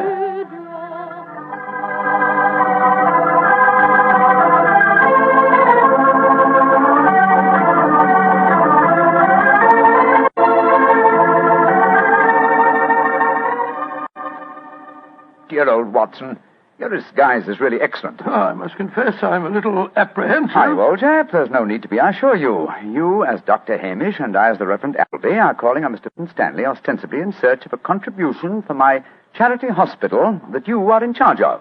What could be simpler? Well, what made you decide on the role of a clergyman? It should simplify our entrance to the house, though I must confess that a rare touch of sentiment prompted the choice of my disguise. How does sentiment enter into it? Oh, surely you remember that it was in the role of a simple-minded nonconformist clergyman that I once attempted to deceive Miss Norton's mother. That's right.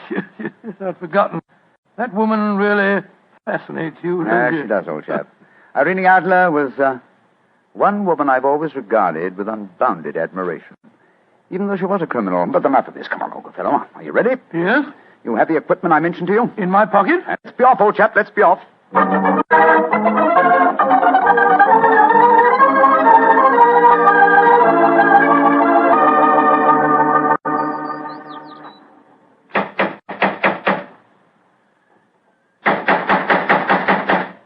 he's home, why the devil doesn't he answer the door? Come, my dear Reverend Appleby. For a parson, your language is hardly appropriate. I'm sorry, Dr. Hamish. Here comes someone. Yes? Mr. Lytton Stanley?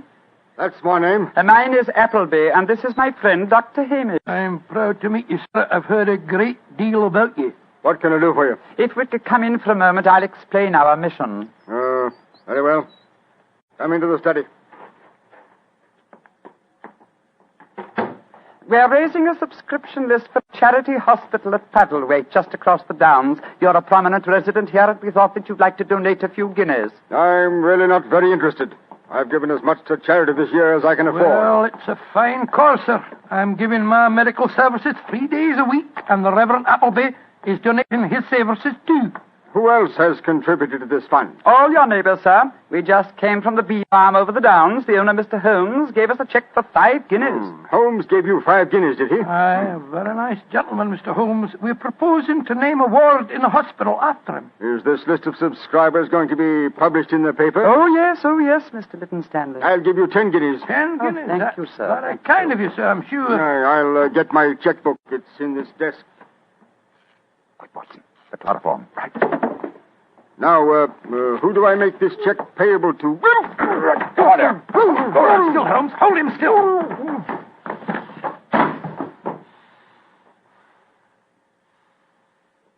Very neat, Watson. Chloroform doesn't take long, does it, Be back a Holmes? little, old fellow. He's lying over the desk.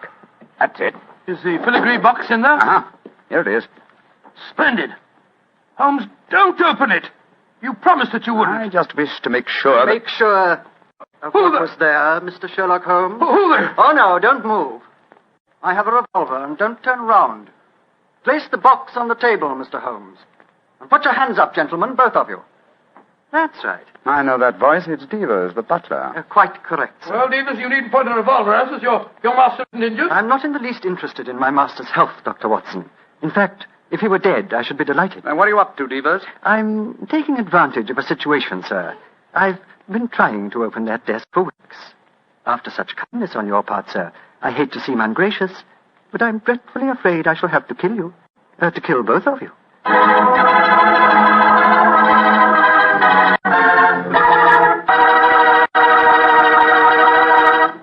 Dr. Watson's story will continue in just a second, so I'm just going to remind you that good food always tastes better when served with good wine.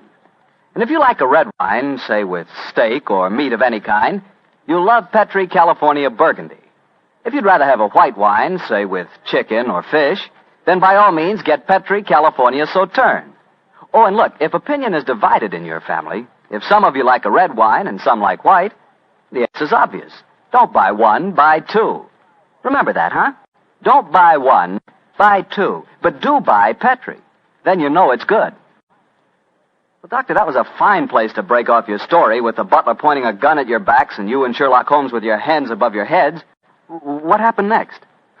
I know at least you didn't get killed, or you wouldn't be sitting here in California tonight telling me the story. Elementary, my dear Mr. Bartell, but supposing I take you back in the story to the point where I left off. Well, all right then. Take me back, Doctor. Take me back. Very well. We stood there, Holmes and I, our hands above our heads. As Devers said... I can't tell you how grateful I am that you opened the desk for me. After such kindness on your part, sir, I hate to seem ungracious, but I'm dreadfully afraid I'm going to have to kill you both. Devers, I dislike to appear stupid at such a melodramatic moment, but why is it necessary to kill us? For months, I have been waiting for an opportunity to steal the Kitmanjar emerald, and now you have done it for me, sir, and presented me with a perfect alibi. The Kitmanjar emerald? Oh, come now, Mr. Holmes. You know the treasures in this house as well as I do. Apart from the emerald, there's a superb Cellini that would fetch a fine price in the right market. We aren't here after any valuables, my good man. Please don't call me your good man, Dr. Watson. It's patronizing and untrue. In any case, sir, whether you were here after the valuables or not makes no difference. I've caught you both red-handed. You're completely in my power, gentlemen. You're going to steal the treasures, I suppose, and then pretend that we were responsible. Exactly, sir. I shall kill you both, secrete what objects appeal to me, and when my master regains consciousness, I shall explain that I found 3 men burgling the house, that I killed 2 of them, while the third got away with the loot. Who will be able to doubt my word? I shall be regarded as a hero. I might even have my salary raised. Watson, I'm afraid this is the end, old chap. What a sordid way to die. Shot in the back like a coward. Devers, at least do us the courtesy of allowing us to face the firing squad, will you? Very well, gentlemen. Turn round. But don't try any tricks. One last request. What is it, sir? I'm beaten, and I admit it. I'm getting old, but in my heyday I've crossed swords with some of the greatest criminals in Europe. My life has been attempted many times, but I've always escaped. If this is to be my swan song, at least give me the privilege of shaking the hand of a man who has at last bested me. Well, sir, I feel that I'm stepping a little out of my station, but I suppose the situation is unusual. I hope you don't object to the left hand, sir. I'll keep the revolver in my right. Very well, Devers. There you are.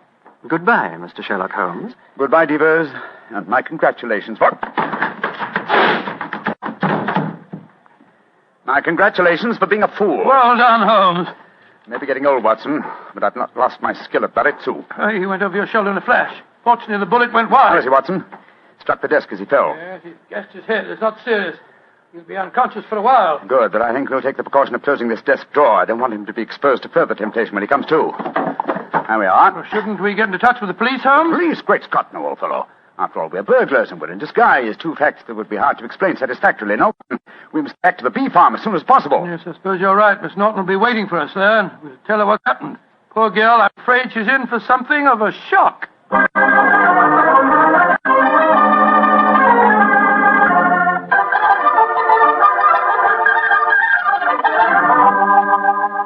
Mr. Holmes, Dr. Watson, I'm so glad to see you back again. Did you get the filigree box? Yes, Miss Norton, here it is. But, Holmes, I didn't know that you... Miss Watson.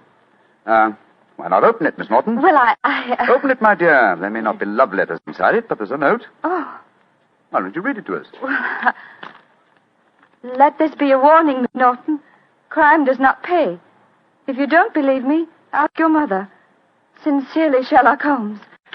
Mr. Holmes, you knew my secret all the time. Not all the time, but I realized it as soon as I'd opened the filigree box. What on earth are you talking about? Miss Norton was under the impression that she could use me as a cat's paw, as a dupe to commit a burglary for her. I still don't understand, Holmes. You will remember she asked us to promise not to open the box. Yes, but you did, sir, just before the fellow held us up with a revolver. What was inside the box? An impressive green stone which I knew to be the Kitmanjar emerald. But where's the emerald now? I slipped it back into Mr. Lytton Stanley's desk and locked it. Brought the box here because I wanted to see your expression, Miss Norton, as you opened it. Great Scott, and I thought you were a poor little thing in trouble. Shocking. You have to save yourself, young lady. But I'm terribly sorry, Mr. Holmes, terribly sorry. It seemed like a wildly exciting idea, but I didn't really mean to steal it. No, of course not. No, of course you didn't. You didn't mean to steal it for you. Miss Norton, I'm convinced you knew that your mother once outwitted me, and you presumed to think that you could do the same. I should turn you over to the police. Please don't, Mr. Holmes. You can't do that. I certainly could. But I'm not going to for two reasons. First, you're young and impressionable, and this may teach you a lesson. And in the second place, I have a strange admiration for your mother. But I warn you, Miss Norton, that you have had a narrow escape. A very narrow escape. Mr. Holmes, before I go, there's one favor I want to ask you. Really? What is it? Could I keep this filigree box with your note inside it? It would be a reminder all my life of how we met. Ah. What do you say, Watson? Well, it isn't your box to give, Holmes. That's true, old fellow. That's quite true. But I fail to see how we can return it now without disclosing our own share in the attempted robbery. In any case, I don't like Mr. Lytton Stanley. I think we might indulge in a little petty larceny without feeling too guilty. Very well, Miss Norton. You may keep the box. I shall always treasure it. Thank you. Goodbye, Dr. Watson. Don't think too badly of me. Goodbye. Good night, Mr. Sherlock Holmes.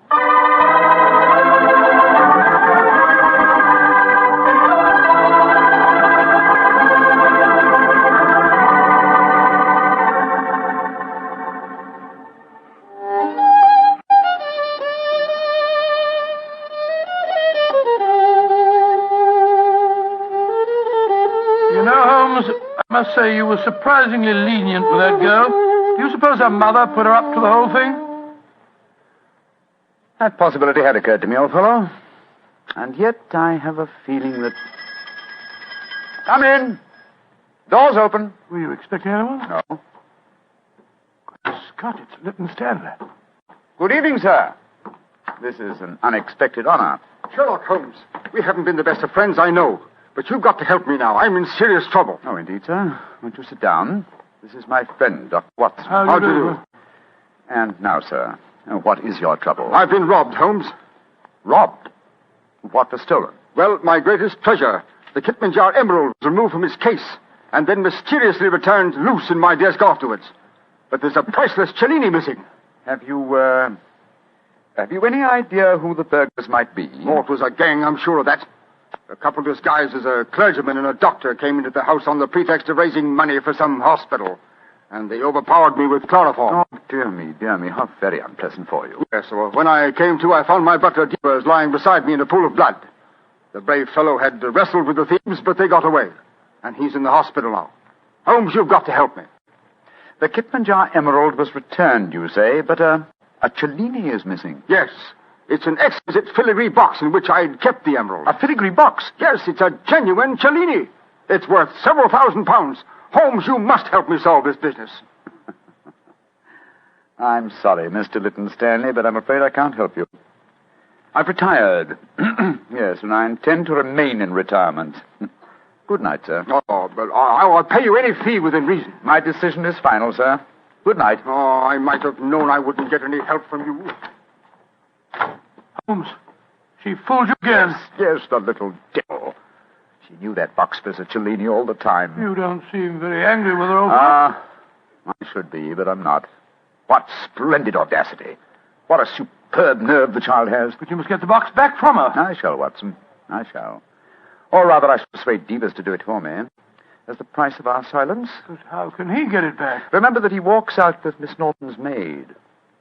I'm certain that when he explains his predicament, he can prevail upon her to steal the box from her mistress so that it may be returned to its rightful owner. That's a good idea. By George, Holmes, Miss Norton's a chip off the old block, all right. Yes, Watson, she is, and it makes me wonder. What about? I wonder, my dear chap, how long I can remain in retirement. Such a worthy antagonist at large, it's a challenge. It's an irresistible challenge.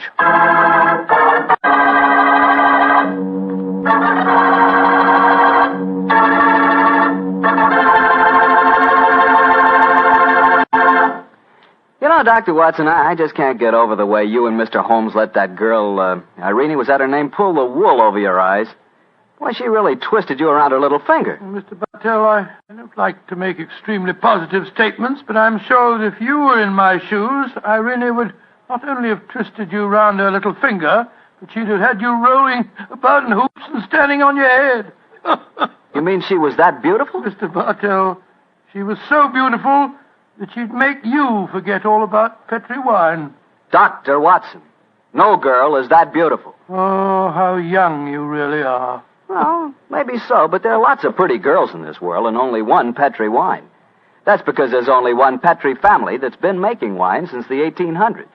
And believe me, because the Petri business has always been family-owned and operated, they've been able to hand on down from father to son, the highly skilled art of making fine wine.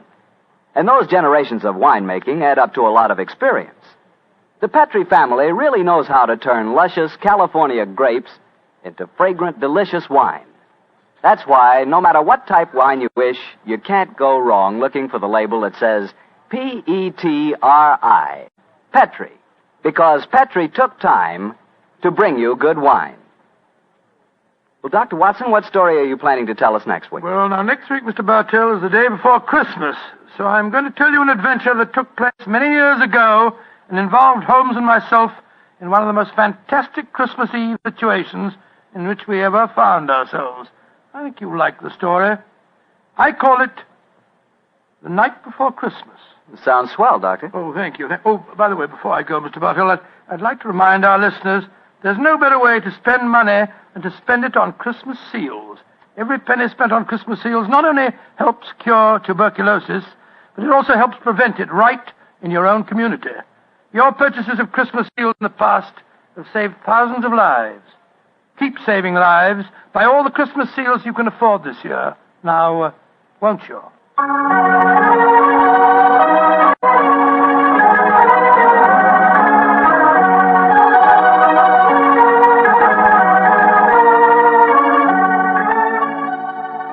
Tonight's Sherlock Holmes adventure was written by Dennis Green and Anthony Boucher and was suggested by an incident in the Sir Arthur Conan Doyle story, A Scandal in Bohemia. Music is by Dean Fosler. Mr. Rathbone appears through the courtesy of Metro-Goldwyn-Mayer, and Mr. Bruce through the courtesy of Universal Pictures, where they are now starring in the Sherlock Holmes series.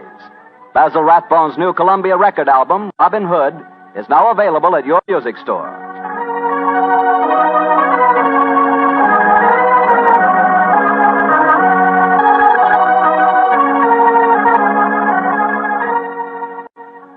The Petri Wine Company of San Francisco, California, invites you to tune in again next week, same time, same station. Sherlock Holmes comes to you from our Hollywood studios.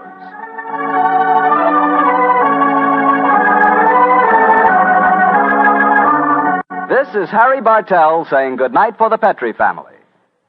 For a solid hour of exciting mystery dramas, listen every Monday on most of these same stations at 8 o'clock to Michael Shayne, followed immediately by Sherlock Holmes.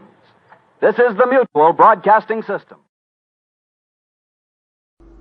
Welcome back. I got taken again, though not too seriously. I think the writers really had to walk a fine line. Holmes might be willing to let her get away with stealing a box he didn't think was worth or something, but there's no way he could let her permanently dupe him that bad. We had to know at the end of the story that Holmes was going to get it back. But overall, this was a pretty fun story. You do have to see the way the radio writers use a non-chronological telling of the stories to create a sense of Rathbone having to capture the character in his essence at varying stages of life. Because clearly in retirement his perspective is quite different from when he was at his prime in the 1880s and 90s. So I think that was a good way to keep Rathbone engaged. Alright, well, I mentioned before that I had decided on another show of whether we were going to play it or not. The show is Call the Police. And I've listened to a total of 3 episodes. There are 4 out there. And it looks like a worthy future addition to the program. There are a lot of lost episodes because this ran for about a couple seasons. So when we do run it, unless there's a massive discovery of a lot of new episodes, we're only going to get a taste of what it was like. But it was a pretty good show. Good writing, good storytelling. There was one episode that did remind me a little bit of Scooby-Doo. But other than that, it's pretty good stuff. All right, well, we got one brief and for those of you who have the app or who have our premium site, we'll go ahead and make available to you an episode of Call the Police that you can kind of preview the series for whenever we do end up playing it. All right, well, lastly, we have a comment from Dan who says, on Podcast Alley, I've recently listened to several of your shows, and as a huge fan of old-time radio, am quite impressed by your knowledge of the shows, actors, and scripts. I appreciate these podcasts and what is clearly an amazing amount of work on your part. Adam is a wealth of information and wonderfully entertaining. Keep up the great work. It is very appreciated. Well, thanks a lot, Dan. Before we get into today's episode of Yours Truly, Johnny Dollar, I do want to let you know about our sponsors. It can be a challenge to grow your business. It seems there are a never-ending list of activities that eat into limited time. That's why I'm so glad to bring GoToMeeting on as a sponsor, because GoToMeeting allows you to do more with the time you have. Whether it saves you a plane trip to Japan or just a trip across town, GoToMeeting saves you time on travel. It can also give you greater flexibility in your scheduling. With GoToMeeting, you can have a meeting with clients in Los Angeles and then immediately afterwards be able to connect with vendors in San Diego through the convenience of GoToMeeting conferencing. Listeners to the Great Detectives of Old Time Radio can try GoToMeeting free for 45 days. For this special offer, visit GoToMeeting.com/podcast. That's GoToMeeting.com/podcast for your free trial. Well, with Johnny Dollar, the Edmund O'Brien run, there are more episodes that are only available as rehearsals than I can think of on any other podcast. Today's no exception. I did find a different source for this podcast where they edited down the sound, cut out a few of the gaps of silence, so be aware of that. It's still weird without the music, but I think the sound quality is better. Alright, well, today's rehearsal is the story of the 1008. You're on the Great Detectives of Old Time Radio. From Hollywood, it's time now for Edmund O'Brien as... Johnny Dollar. Harry Poulton, shipper's indemnity. Johnny, how soon can you get to Buffalo? 6 hours by train. Take a plane. All right, I'll take a plane. Why? So you can get on this case while it's still hot. Get on what case, Harry? Atlantic Central Railway. Some guys knocked over one of their boxcars last night and heisted half the load. Be carry a blanket policy on all their freight, so get going. Yes, sir, Mr. Polden, right away. And watch your expense account. Edmund O'Brien in another transcribed adventure of the man with the action-packed expense account. America's fabulous freelance insurance investigator. Yours truly, Johnny Dollar. Expense account submitted by Special Investigator Johnny Dollar to Harry Polden, Shipper's Indemnity, Hartford, Connecticut. The following is an account of expenditures incurred during investigation of Atlantic Central Railway's claim regarding missing freight, or the story of the 1008. Expense account item, transportation, plane fare, Hartford to Buffalo, $48.16, plus cab fare, $6.35 to the main offices of the Atlantic Central Railway, where a tall, heavy-set man in a dusty blue serge pulled a cold cigar from the side of his mouth and spun a swivel chair in my direction. I'm Eve Grimm's, Dollar. Sit down. Now, let me close this door. Well, you didn't take long getting here. I wasn't very far away. I'm the cinder bull for this outfit, and I'd be doing what you're going to do if it was like the old days. Only Shipper's Indemnity handles the insurance, and it's our job now. That's the service you pay for, Mr. Grimm. When they stuck me in this desk, I'd been knocking deadheads around for 20 years and seeing they got themselves 30 days on the road gang. Now I'm just... I guess they figure I'm too old. Well, maybe you can give me a hand on this. Well, I'd like to, John. I need some action. You want to tell me about it, Mr. Grimm? You bet. Atlantic Central hustled 6 gully jumpers a day up to Rochester. 5 hours after the 1008 leaves here last night, she jerks up at Batavia so the clowns can water her down.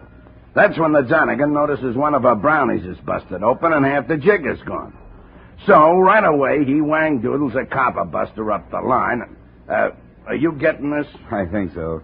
Translated, you mean the brakeman at Batavia found the boxcar had been broken into and half the cargo stolen, and he phoned ahead to the telegraph office. That's it. All sorts of stuff on the car. Don't know what all's gone yet. It was a make-up, any kind of freight, you know.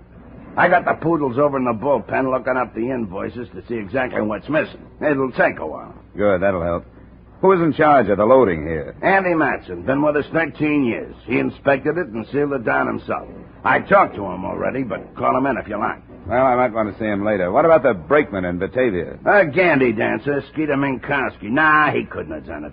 That highball only lingered there long enough to get water. Can't unload a brownie in 3 minutes. Take more like 3 hours. What other stops did she make? 1. 6 minutes at the junction, 15 miles outside of here, waiting for a hot-shot passenger to get by. And all in all, the train stopped 10 minutes at the most, huh? Not long enough to unload a kiddie car. Engineer named Roper claims he spotted a dame in a red dress hanging around the yard yesterday afternoon. And the boys at the roundhouse say the same dame was in asking questions about trains leaving. Said she was from a newspaper. She give a name? Ruth Smith. I checked. No newspaper in town got any Ruth Smith working for him. Well, she's our tipster. Let's get somebody out to look for her. Already got somebody out doing that. Good. Now, along the route up to Rochester, between here and Batavia, there must be a highway running parallel to the track somewhere. And whoever cracked into that boxcar had to get aboard at the junction, then toss the stuff from the moving train and jump off somewhere this side of Batavia. And there had to be a truck following along on the road to pick up the stuff in the dark. You been out there yet, Mr. Grimm? No. Kind of thought I'd wait around, see what sort of bulwarkers the insurance companies are turning out these days. I like you, Johnny. You're all right. You figured how it was done fast. Other guys that are hemmed and hawed around asking train crews questions I already asked. Well, what's next? Find out who did it. Kind of frisky, ain't you? I like that, too. Hey, have you got a car I can borrow, Mr. Grimm? I got a Jeep and a chauffeur to go with it. Who's the chauffeur? Me. You said you might want me to help you. I bought the thing from Army surplus. I want to see if I got a bargain. Expense account item, $4.38 for gasoline, which went into a Jeep that Eve Grimm and I used to follow the lonely stretch of old road that ran parallel to the Atlantic Central Railroad tracks. 2 miles beyond the junction, we found heavy-duty tire marks, which could have been made by a truck, which could have left the road, then driven over the flats as far as the embankment to pick up freight, which could have been thrown from the moving train. Following the right-of-way, we found several such tire marks at several points turning off the road, but no building nearby. Finally, at one place, we found an unpainted shanty that stood barren and lonely against the sky. It belonged to a man named Bogatis. Big truck? You're dang right I did, mister. You're dang boodly-doodle right. Woke me up, it did. Well, what did the truck look like? Do you remember what the truck looked like? Yeller. Yeller it was, all yeller. See, plane, even though it was night. You happen to notice the license number? You kidding, Sonny? All right, forget it. But you happen to notice any lettering on the truck, Mr. Bogart? Don't read, never learned, never believed in it. No. Well. It don't make no difference, though. It wasn't nothing writ on it anyhow. Oh. The trucks usually got printing on them. Dang things making all that noise. Grunting and heaving and waking a man out of his sleep. Ain't had nothing like that since the Army maneuvered here in 41. No, sir. You going to stop it? Well, I hope so. Good. Did you happen to see who was driving the truck? Nope. Do you know about what time it was here? Nope. Did you happen to say anything to the man? Nope. Well, do you know in which direction it went from here? Yep. Huh? They turned around and headed back for Buffalo. Which is exactly what we did, back to Buffalo, where we began to look with the help of the police for a big yellow truck with no lettering on it. We tried garages, trucking concerns, and any place big enough to hide such a truck. It wasn't an easy job, but it turned up. Hello? Hello, son. I got a yellow truck all loaded down with stolen freight. What? Yeah. Meet you over at the West End Viaduct. Highway Patrol just found it. Good. Only one thing. It's wrecked. The passing motorist had a flat tire right here. He got out of his car to fix the flat and saw here where it tumbled down. Good tumble. Must be 30 feet anyhow. Yeah, they're trying to get the driver out of the cab now. He may still be alive. They're using acetylene torches. 10 minutes later, the ambulance crew dragged the driver out of the twisted cab. The interns worked on him for a short time. Then one of them straightened up, handed me a billfold. Well, here you are. His name's Blakey. Blakey. Rick's Blakey. Mm-hmm, for the moment. He won't live another 5 minutes, fractured skull, neck broken. If you've got any questions to ask, you better hurry. Thank you. Blakey. Blakey, listen to me. Listen, you haven't got long. We know this is all stolen cargo in your truck. And we want to know who worked with you. Jake. Get Jake. Jake? Jake who? Jake. Jake slugged me. Put it in gear and rolled me over the side of the road. Get him, Mr. Cop. Get him for doing this to me. I stayed around the wrecked truck watching Eve Grimm's crew stacking the cargo. And then I saw something that could have fallen out of Blakey's wallet when the intern handed it to me. It was a card. On one side was printed Horseshoe Bar and Grill, and there was an address underneath it. But on the other side was written, Jake, 8 o'clock Tuesday. He's always there.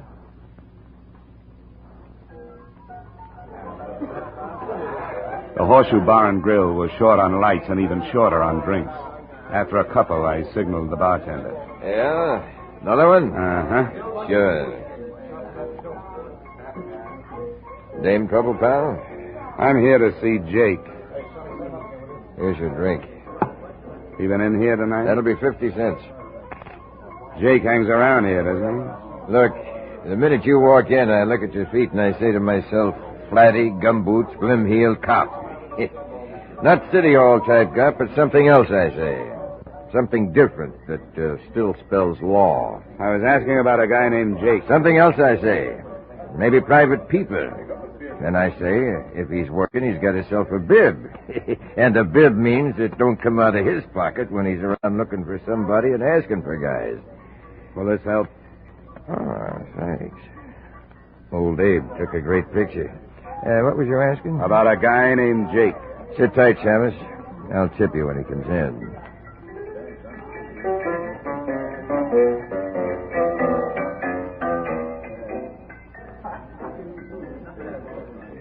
An hour went by, and about the time I was wondering if I was going to be able to write that $5 off on the expense account, the bartender slipped out from behind the bar and went through a door in the back marked private.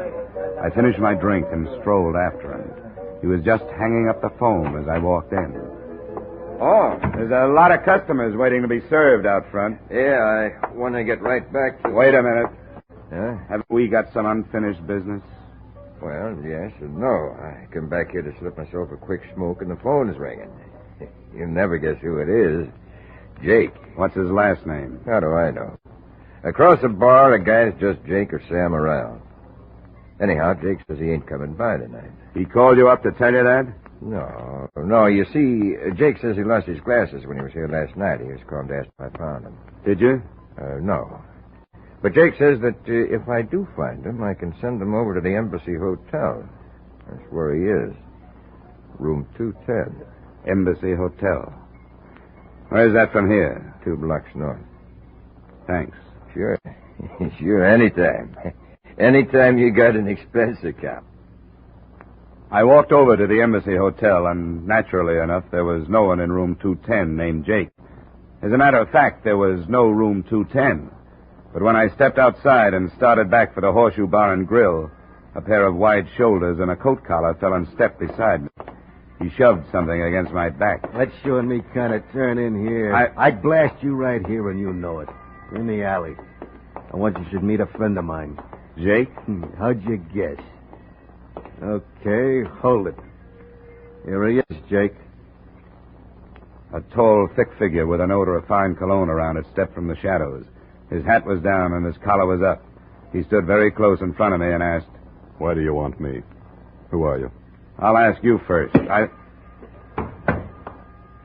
All right. Frisk him, Trench. See who he is." Everything became very quiet then, except for one voice that belonged to a man who had died earlier that day. I kept hearing it. Get him. Get him for doing this to me. In just a moment, we'll return to the second act of Yours Truly, Johnny Dollar. But first, this Wednesday night and every Wednesday night over most of these same CBS stations, we're invited to hear the Bing Crosby Show. Bing Crosby with the music of John Scott Trotter, the Rhythmaires, Ken Carpenter, and of course a top name star each week as his special guest. Here's the show designed for the whole family. A pleasant and diverting mixture of music and merriment, guided by the one and only Bing Crosby. Plan now to make Wednesday night Crosby night on your listening schedule.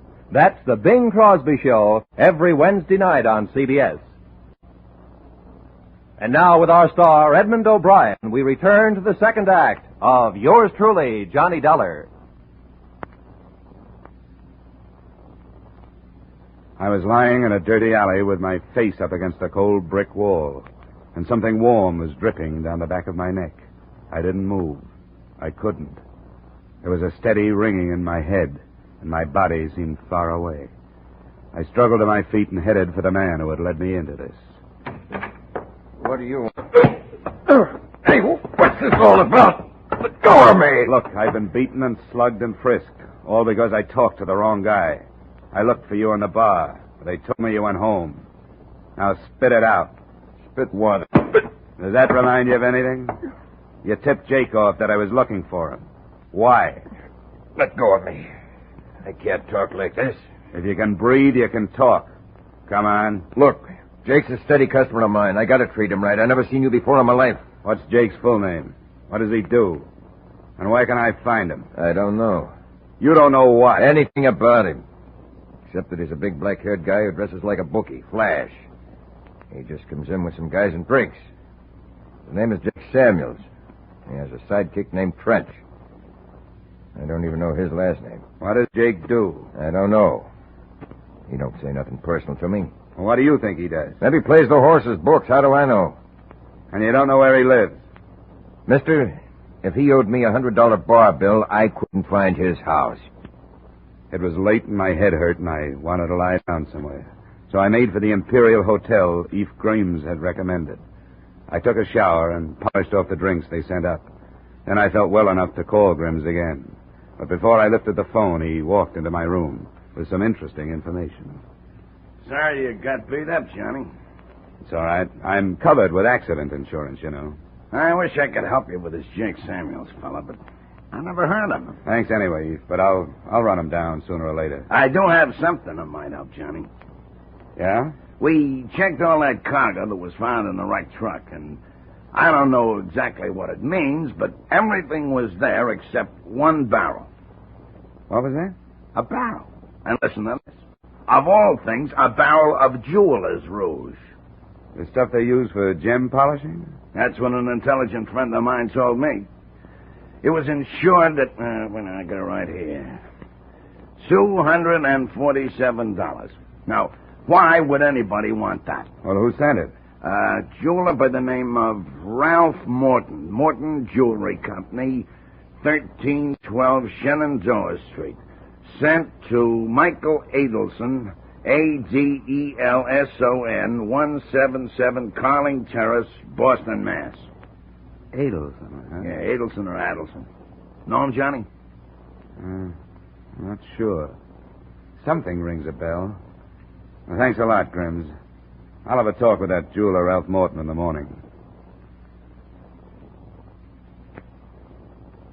In the morning, I rented a small car and started for the Morton Jewelry Company on Shenandoah Street. I found it in the middle of the block, a small, hungry-looking neighborhood jewelry store. But the most interesting thing about it was standing in a doorway across the street from it. A middle-aged man. He was a plant, if ever I saw one. I ignored him and entered the store. There was a small man with thinning brown hair bent over the insides of a watch, and a snappy-looking blonde job dusting counters about 4 paces away.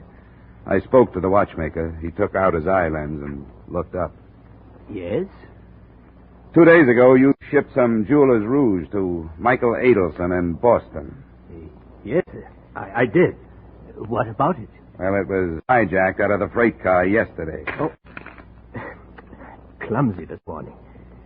Hijacked, you say? Stolen. Somebody wanted it pretty bad. They passed up a lot of other stuff more valuable. Well, who are you? Johnny Dollar, insurance investigator with the Shippers Indemnity Company. Oh, it was insured, of course. Well, you should know. For $247. I'm sorry it was stolen. I presume your company will have to pay for it. We don't mind paying if we know what we're paying for. What do you mean by that? Why would anybody want to steal rouge? I'm sure I don't know. Whoever did it went to a lot of expense and trouble, and they murdered a man for good measure. Andrea! Why must you always be knocking things down? I'm sorry, Mr. Morton. My hand slipped. Well, be more careful. You say they killed a man, Mr. Dollar?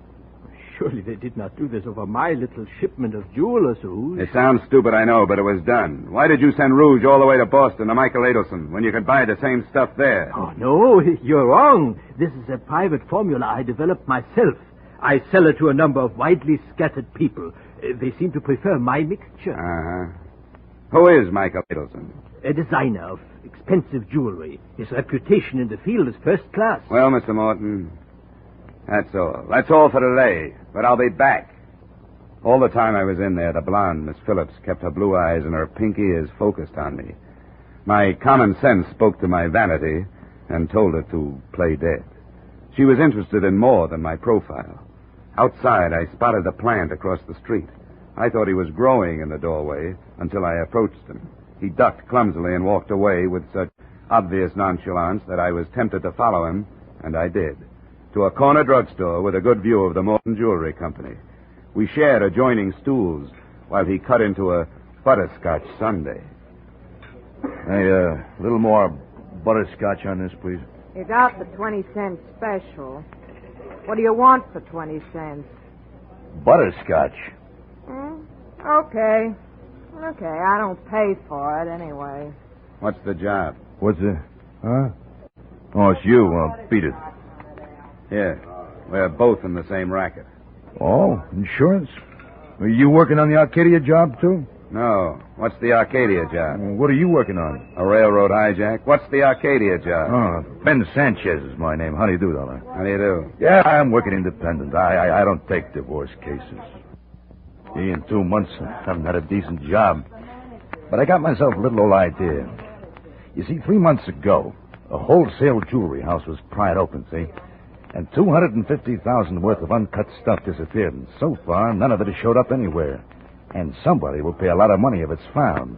Especially an outfit called the Erie Mutual Fidelity. What's Morton's edge on it? Well, I could be wrong, but I've seen that guy operate for a number of years, see? Here's the butterscotch. Oh, thanks. It's a little jewelry store stuck off in a forgotten part of the city, you know, buys watches for $10 and sells them for $12. Well, lots of guys do that. Yeah, but they don't own a little old $85,000 house in the Longacre section with 2 new cars in the garage.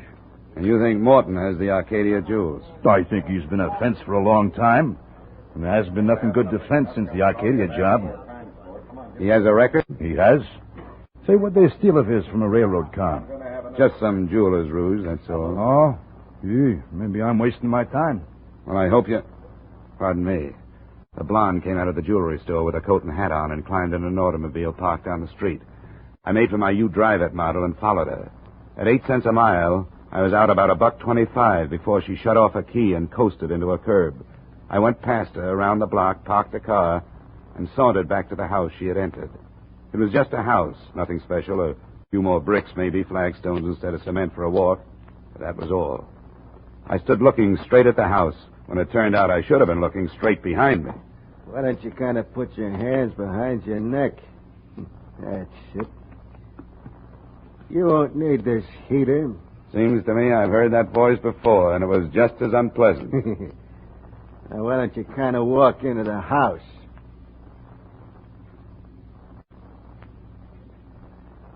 I would have been amused to know that I kind of wanted... Sorry. He would have been amused to know that I kind of wanted to get into that house as much as he kind of wanted me to. We went up the walk, arm in arm. He opened the door and graciously allowed me to enter first. The living room was empty, but I could hear voices plainly in the next room. Line. That stuff was worth more than you've ever seen before. Oh, shut up. I took a long time looking for two guys. What a lousy couple of chiselers I got stuck with. Hey, it's me, Trench. There's I got nobody a to visitor. trust in this world. Hey, it's me. We stood there, Trench beaming and me frowning, and they came into the room. The guy was big, black-haired, and overdressed, the way the bartender had tagged him. It was Jake Samuels, all right, and hanging on his elbow, giving him a hot ear, was the jeweler's dame. Samuels wasn't in too good a frame of mind. I'll blast it all over town. And you won't be able to touch me, because I got protection. Now, will you shut up? I got to talk with a friend. Johnny Dollar, Jake. Yes. Welcome to my house. Just the same, it's too bad you had to come. This isn't exactly the day we're receiving. Well, I work weekends, and this is the only time I could make it. Jake will do the talking. What is it you want to see me about? Last night and the night before. Oh, you mean when we roughed you up? That and the Atlantic Central job and Rick's Blakey, whom you killed at the wheel of his truck. Then there's the little matter of your blonde girlfriend here. I saw her in Morton's jewelry shop. She couldn't possibly be the phony reporter who was hanging around the railroad yards. Or, could she? Jake, this guy really knows. Shut up. Is that all you can say? Yeah, is that all you can say? Shut up. Well, listen here. Shut up. I won't. You owe me $45,000. What are you talking in front of him for? What do I care about him? That's your worry. $5,000 for $300,000 worth of jewelry. Go on now, get out of here. Take what you got and consider it lucky. We took all the risk, now beat it. All right. All right, I'll beat it. When I come back, you're going to wish you were dead, Jake. Go on, you cheap... When she reached the door, she pulled a gun from somewhere, spun, and Trench got both slugs. He dropped groaning to the floor, and I kicked his gun into a corner. Jake Samuels stood frozen to the rug, looking at the barrel of the automatic she held. The next one's going to be for you, Jake. You going crazy or something? Put down that gun. Go on. Say shut up to me now. Go on, say it. You yellow two-bit woman beater. Andrea, you're making a big mistake. Now, am I going to get my $45,000 or not? But I don't have that much in the house. Well, then call somebody and get it. Or come up with some jewelry. Yes, tomorrow. Tomorrow, I promise. Not tomorrow, today, now. Miss Phillips. I'm talking to him. Now, don't you get any ideas? Look, there's only one way for you to get out of this, and that's to kill everybody in this room. If you leave me alive, I'll track you down. That's what I get paid for. If you... Can elect you. I know what I'm doing. If you leave Trench or Jake alive, they'll get you, too. You bet we will. Oh, I'm so scared. Come on, Jake. The money. Right now, you've only got a petty crime against you. Do any more, and it'll be murder. You'll last a month, if that long. What are you getting at? Give me these two guys. Are you kidding? Turn them over to me, and I'll go the limit in helping you. I'll forget the $5,000 you got from them. The most you can get is a year in the county. $5,000 clear is good dough. What happens to them? They're wanted for murder. I'll say in my report you turn them over to me. Maybe you won't get anything. Are you level? Of course he isn't, Andrea. I'm as level as a guy can get. Come on. Give me the gun, Miss Phillips. I don't know. It's that or a murder rap. Come on. Stay away from me. It's freedom or murder. Which one do you want? Give me the gun. Here. He'd take it. I didn't want to do this anyway from the start. This isn't living. This is dying every day. You're lucky. You found it out in time, Miss Phillips. You know, except for the guy in the gas station, nobody ever called me Miss Phillips. And that, Poldham, is the way it all wound up. I called the police, and they took things in hand. The jewels, of course, were buried in the barrel of the Jeweler's Rouge, and Miss Phillips, knowing that Morton was unloading them in Boston, sold the information to Jake and Friend for $50,000, which she didn't get.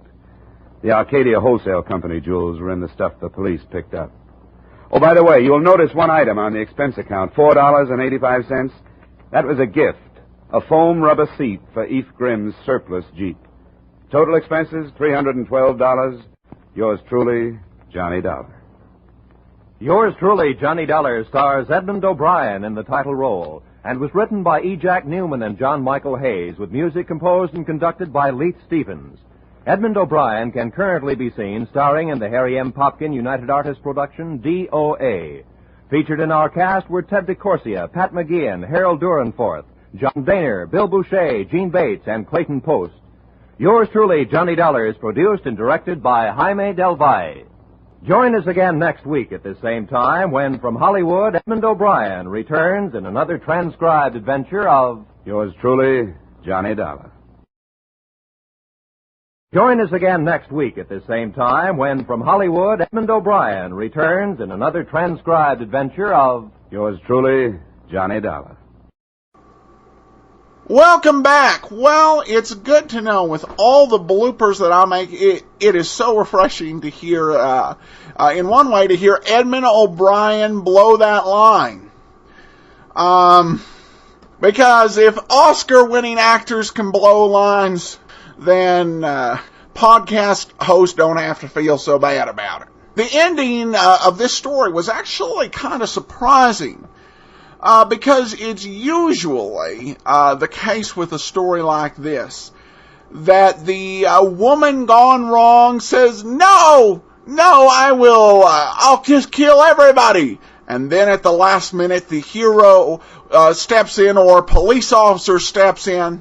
And you kind of expect that ending because the Edmund O'Brien Johnny Dollars have been a little bit more downbeat. Well, this time she comes to her senses and hands Johnny Dollar the gun. So it's, I think, as close to a happy ending as we'll get on this show. All right, we have a couple listener comments, and I also want to let you know that I've listened to Big Town, and I'll have some thoughts on that. Before we do get into that, I want to remind you, as you make travel plans, remember to shop JohnnyDollarAir.com first. You get flexibility in naming your own price, or choosing from published spares, and if you opt to use JohnnyDollarAir.com, it does help support the program. All right, well, we listened to Big Town, and my conclusion is that it really wasn't a detective show. I mean, I think I've listened to more episodes of Big Town than I did any other show that I wanted to decide on. It's got a lot going for it. It just doesn't fit the genre as much as I'd like it to, because the acting's good, particularly when you have Edward G. Robinson in the starring role. All right, we have a couple notes here. This one is from James. Adam, I'm a fan of the show. You do a wonderful job on every single podcast. I was wondering if you had any other old-time radio podcast you would recommend. If you do, please reply with the podcast URL. Continued success. Well, thanks a lot, James.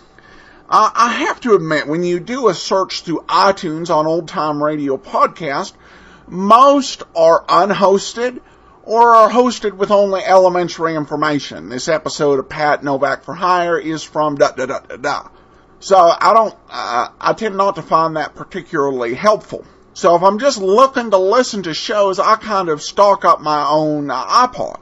If there were two podcasts I might recommend, one is the Old Time Radio Daily Westerns with Andrew Rhines, who edits our sound, OTRWesterns.com. The other one is the Radio Detective Story Hour, hosted by Jim Widner. This is an incredibly informative podcast. He plays a wide variety of different shows, talks about them and their significance, how they worked, a little bit about the history of each one. And he does a different one usually each week. Well, I shouldn't say every week. His podcast is a little less regular than that. But if you listen to it, it's definitely worthwhile. I'm able to get most of the audio files, the shows that Widner does, I'm able to get myself. But I'll actually listen to episodes just to hear his commentary and then click off. It's very good. He does have a definite point of view, and sometimes it's because he goes through this academically. He'll play some shows he doesn't like, and you can tell from the intro he doesn't think about a whole lot about the show he's about to play. But because it's academic and you're showing people all the shows out there, he's playing it, but kind of the message of, all right, so we've talked about this show, let's go ahead and we'll waste half an hour of your life. But other than that, and that's just part of the way the show goes, I find it incredibly enjoyable. Go to otr.com/blog to subscribe. He actually has some new episodes, about 3 or 4 new episodes posted for the first time in 6 months, so definitely worth listening to. All right, we have an email from Wesley off of our app. Now that you're sponsored, please don't change your arrangement of insight on your podcast show. Your insight is what separates you from the rest of the competition. Just so you know, I just bought a Roku from your ad on your website. Well, thanks. And I continue to think the Roku is the only electronic device that I bought that's more useful now than when I bought it. I just requested family to get it for me as a Christmas present so I could just sit and watch my Netflix Instant Watch without having to sit up in front of the computer. And now it's got so many different channels, music, podcasts. I'm sure you'll enjoy that. All right, and the last comment comes from Zant. I think I'm pronouncing that right. I just wanted to leave a comment. I subscribed to the podcast about a month ago, and I really enjoy it. I voted at Podcast Alley for you, and I like the comments and info you pepper in. Keep it up. Thanks. Well, thank you so much, Zant, and I appreciate you joining us over on Facebook and casting your vote for the show on Podcast Alley. And encourage everybody to do that. That's facebook.greatdetectives.net, podcastalley.greatdetectives.net. You can follow us on Twitter at Radio Detectives.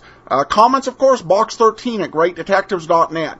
From Boise, Idaho, though, this is your host, Adam Graham, signing off.